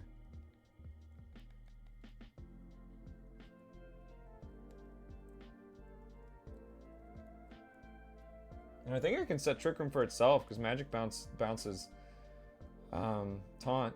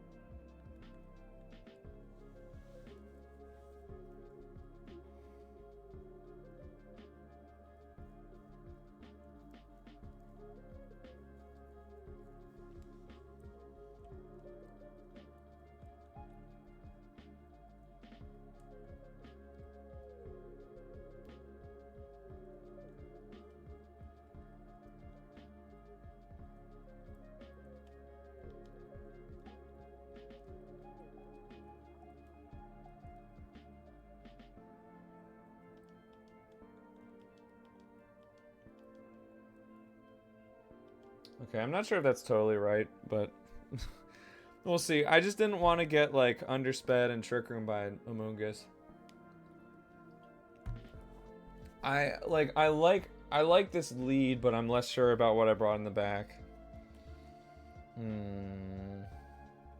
Okay, no fake out. I've never seen that shiny me and Chow.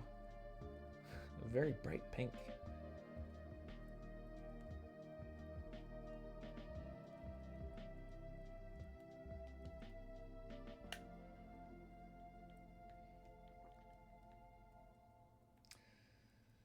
Oh, it's gonna want to snarl, isn't it?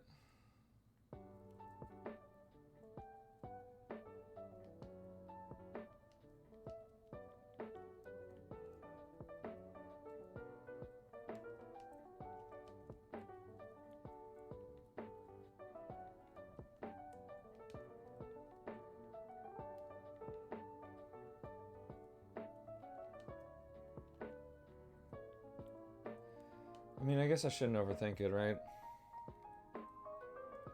Oh, it's got wide guard! Ah, I should have used psychic.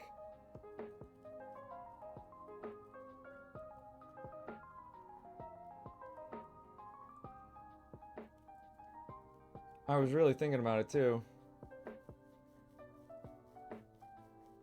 It's probably gonna have sash. Okay, so I think I protect hat, psychic me and Shao.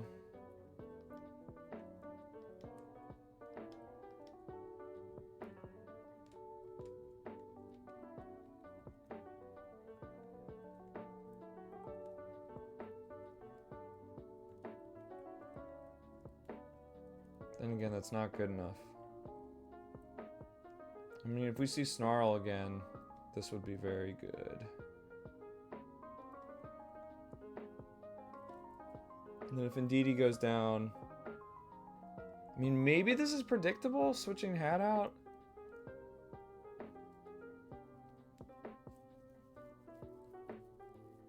But, like, them going for Snarl, there's so much reason to do it, right? Get him, Indeedee. Oh, couldn't even tell if it was sash. Good. Oh, this is great. Okay. I think we actually go... Well...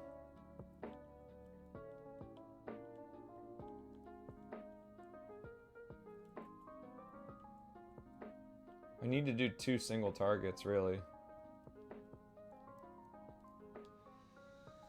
Hat might be kind of removed from the game. Wide guard is kind of shutting me down here.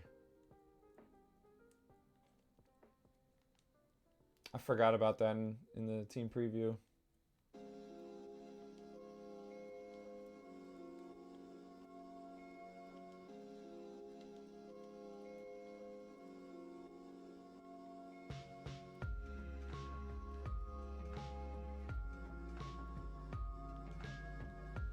I think best they can do here is just switch.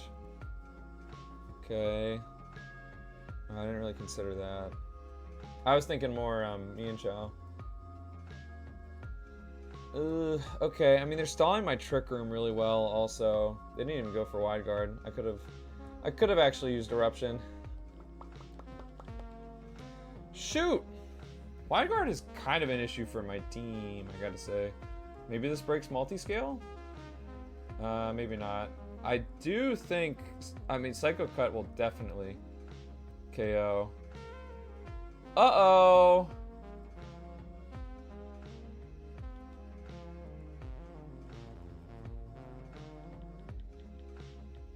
Now, do I have to wide guard here?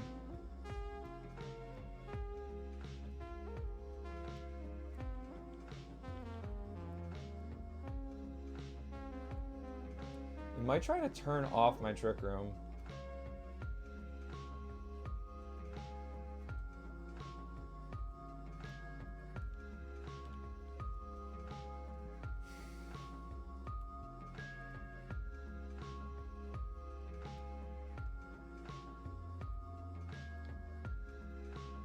I gotta think this drops Dragonite. Maybe they go for extreme speed.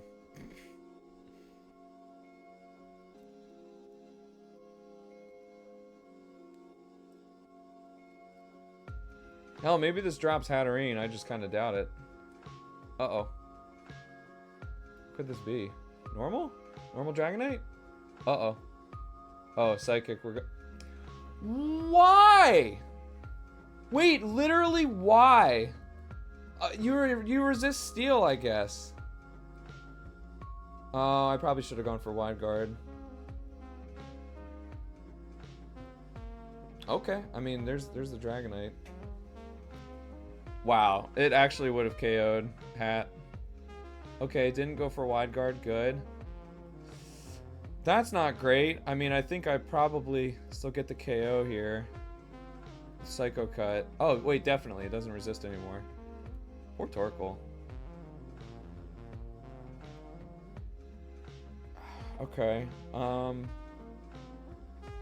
Hydreigon comes out, and we don't know the fourth. So, I mean, Gallade can take out Hydreigon. And, geez, do we still have Psychic Terrain? Can my Hat still go dummy?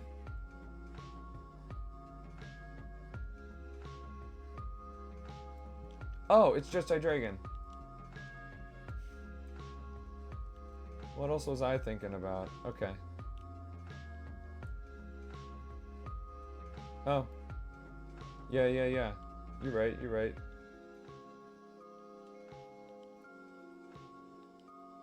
Hope this doesn't have Protect.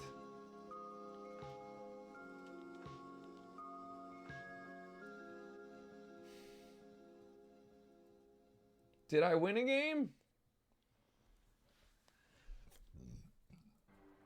Excuse me. Yes, I sure did. Let's go. Despite the random Fire Terra. It's just weird for Hatterene because, like, you don't even want to block Burn on that. Like, you resist Steel, but for what? Like, that... So, what Steel moves are you trying to block? Flash Cannon from Archaludon, right? Oh, wait. I just realized my overlay has Top Cut from the tournament. LOL. I guess technically, Master Ball tier is Top Cut. In a way, you know? Alright, one more. Last one.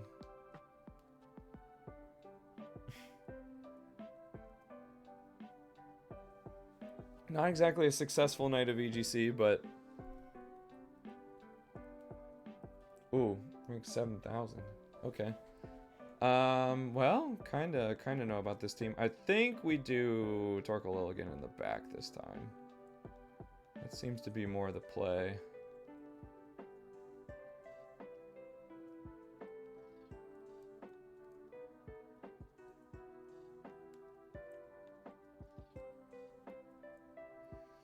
Not Hatterene because Wide Guard.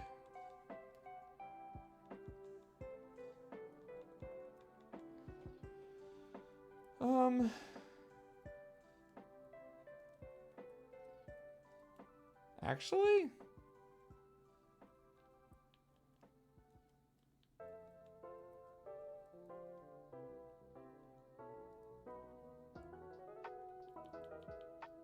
Wait, what the heck do I even want to lead into this? I should know this question, answer this question already.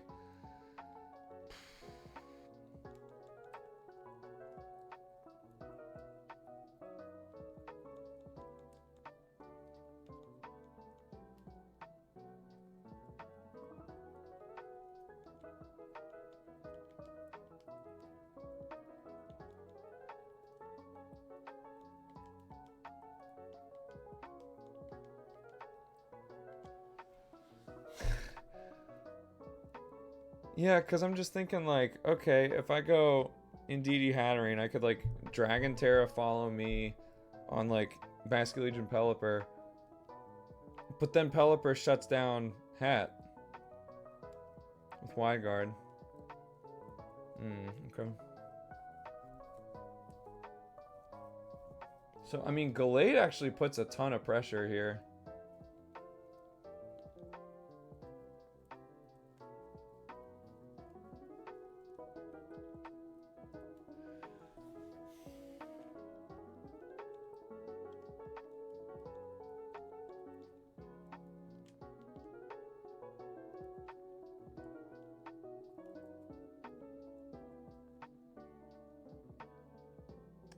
They could switch Basque Legion in, and that would be bad.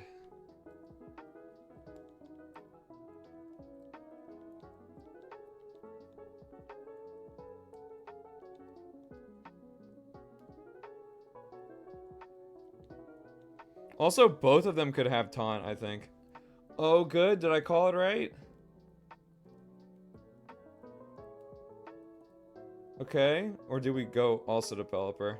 Oh, let's go. All right. Okay, okay. Pretty big pickup there. And we got our trick room.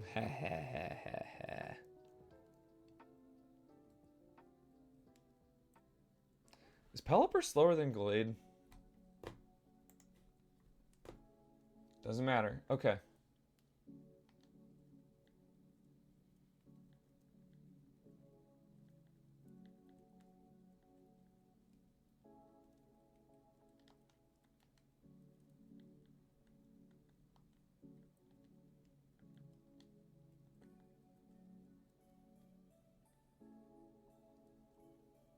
I have a feeling Hydreigon's gonna Terra.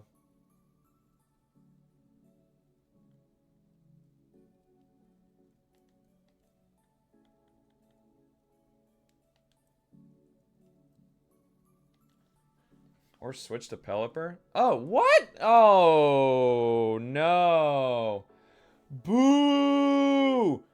Genuinely, such a bad forfeit. You haven't even seen my back two Pokemon. You've got 3 full health. You had 1 bad turn. You lost your Incineroar. That wasn't even important in the matchup. That's an awful forfeit. It's objectively wrong. What are you doing? Like, literally stop playing the game. If that's enough to shake you, to be like, oh, there's no way out of here. Like, I'm not part of the never forfeit gang. Certainly not. Okay, it's basically the same team. 4 out of 6, same. Alright, this'll be last one. I want a full game, you know?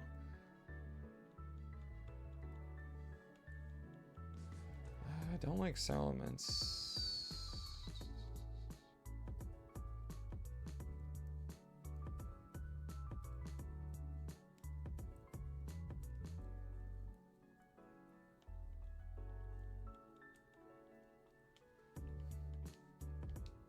Yeah, I think we do the same thing.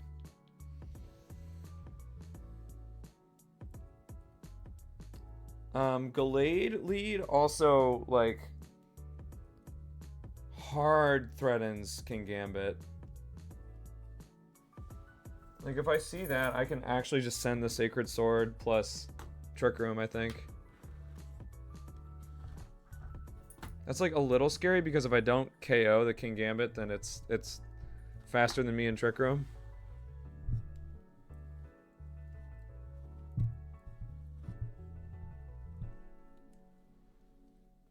Welcome back, Zooey.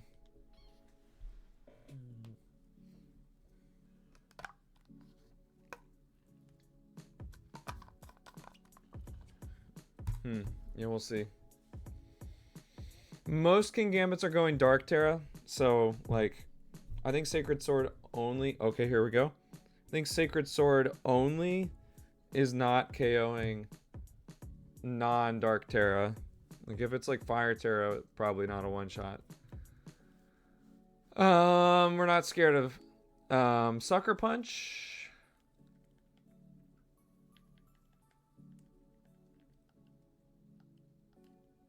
Yeah, just like we talked about.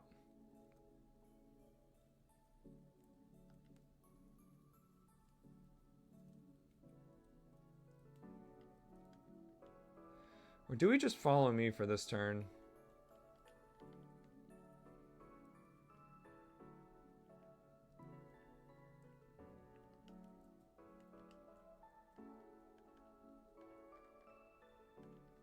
Nah.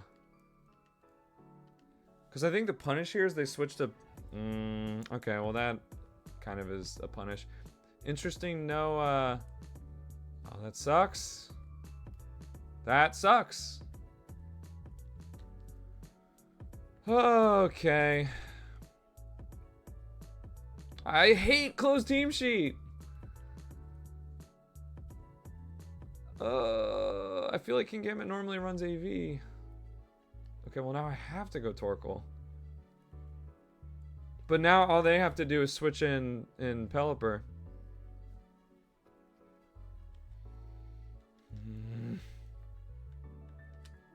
Shit. There's no way they don't have Pelipper.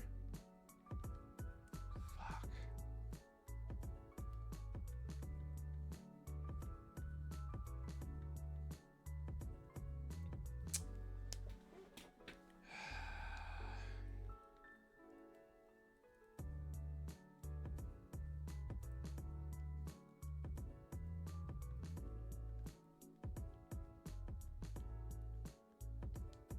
Dude, that sucks.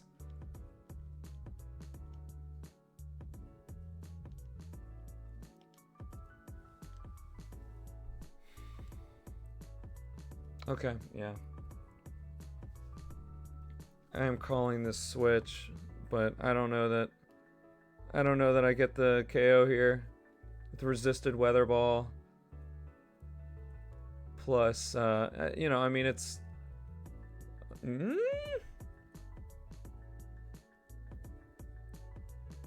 Let's go! Okay, if Torkoal survives this turn, it's not over. Oh god, nope. Okay. Wow, wow, wow.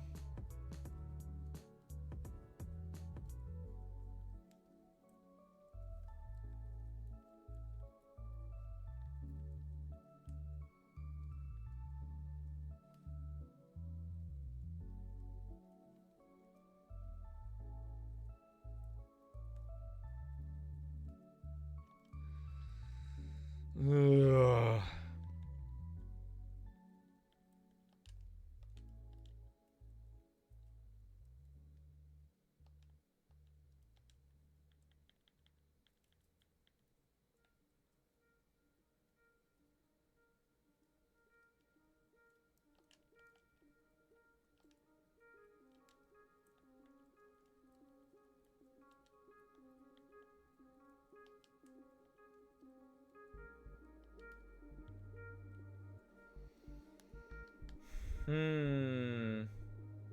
I think I always have to switch Torkoal here because I need to be able to get the rain down.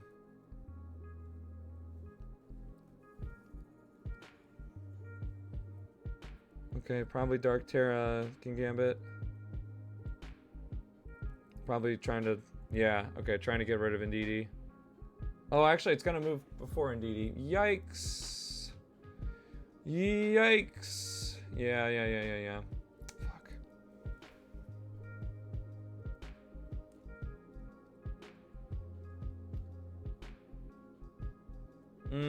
Not good. Watch it confuse me. Ooh.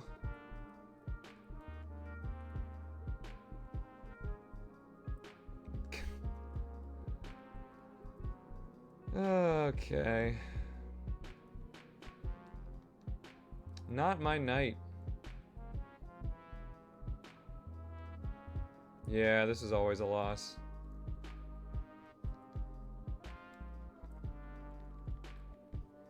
Yeah, I don't know what went wrong here, to be totally honest with you. Kingambit's probably protecting here.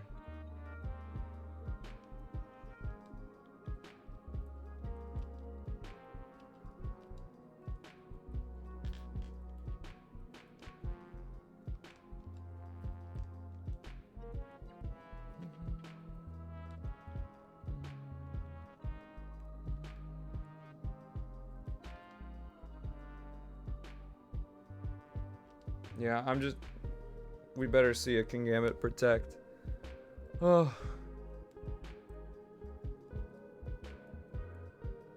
Because he wants to stall out Psychic Terrain, certainly. Not necessarily Trick Room. Only want to stall out Trick Room if you're getting rid of Torkoal. Yes! Okay. I don't even think that's that great of a protect, just because, like, you could just kill Lilligant, like, Trick Room's up. You're not worried about close combat here. Okay. Alright. If we see Bascule Legion come out... Oh, I forgot. Lilligant could just die. Okay.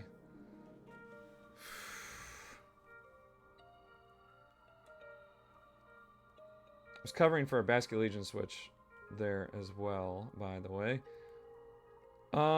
We still have Psychic Terrain? Okay. So... Oh my god. Wait, I might actually have it. I think only if Weather Ball kills can Gambit.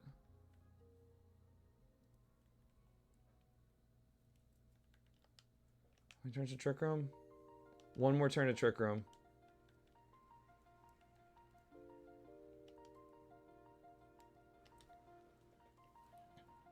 Oh, fuck you! God damn it. I really lose on the double protect, huh? That fucking blows. 33% chance. So if you think about it, I just lost on a fissure. Oh, wait. I mean, I think I still lose because now Torkoal is a liability. Oh, also now I can get Sucker Punched.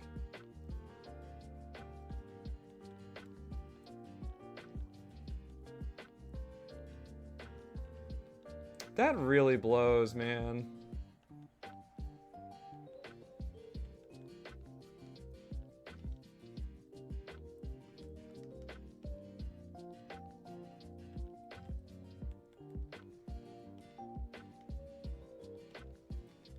Hold on, let me cook. Let me cook. After you will punish Sucker Punch.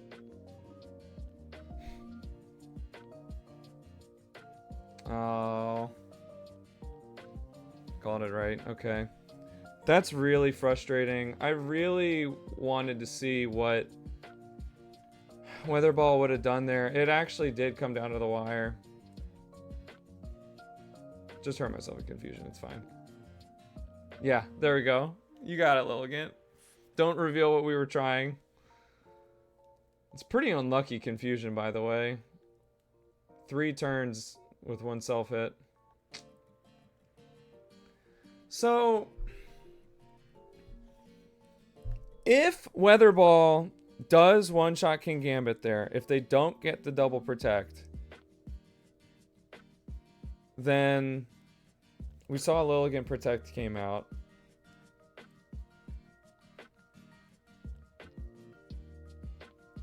We saw Last Respects go into Lilligant.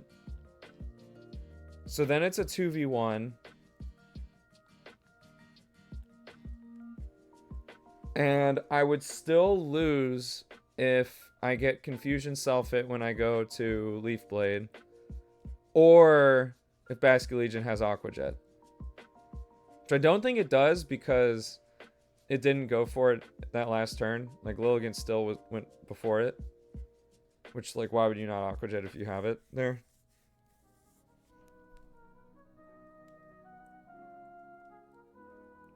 Kind of a strange late game situation. I'm definitely bummed that they got the double protect. Like, it was a good call to go for that. But you know, I lost the 33% chance. It feels about as bad as losing to a fissure. Oh well. I am pretty proud of how I brought that back though, because that was really bad at the start. So, oh well. This game's hard. Only 1 win on the night, but that's alright. I mean, I was just kind of trying to get some gameplay in. After chatting so much about Baltimore Regionals, which was a great time. I'm super duper thrilled about obviously the plushies, the merch game Very, very strong. Pear killed this big boss worm and dropped its stomach as a bag, and the description is so funny. A well-preserved stomach portion of the devourer comes with a handy strap. Wait, is the strap like intestines? Is that what it's getting at there? I feel like if I see the picture, it probably is clear. Yes, okay. You just tie off the intestine on the other end. That's funny. Oh, I feel like my voice is getting a little scratchy. I've been talking too much.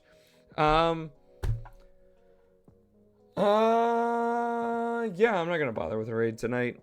Just going to wrap things up here. Thanks for hanging. And thanks for everybody who oh wait, I should give a shout out to Schwips. Gave us the raid earlier. Joined the Discord. We got a new member of the crew. Patch, the commentator, talking too much? I wouldn't have guessed it. Never would I. Oh yeah, can you hear? I gotta get some more water.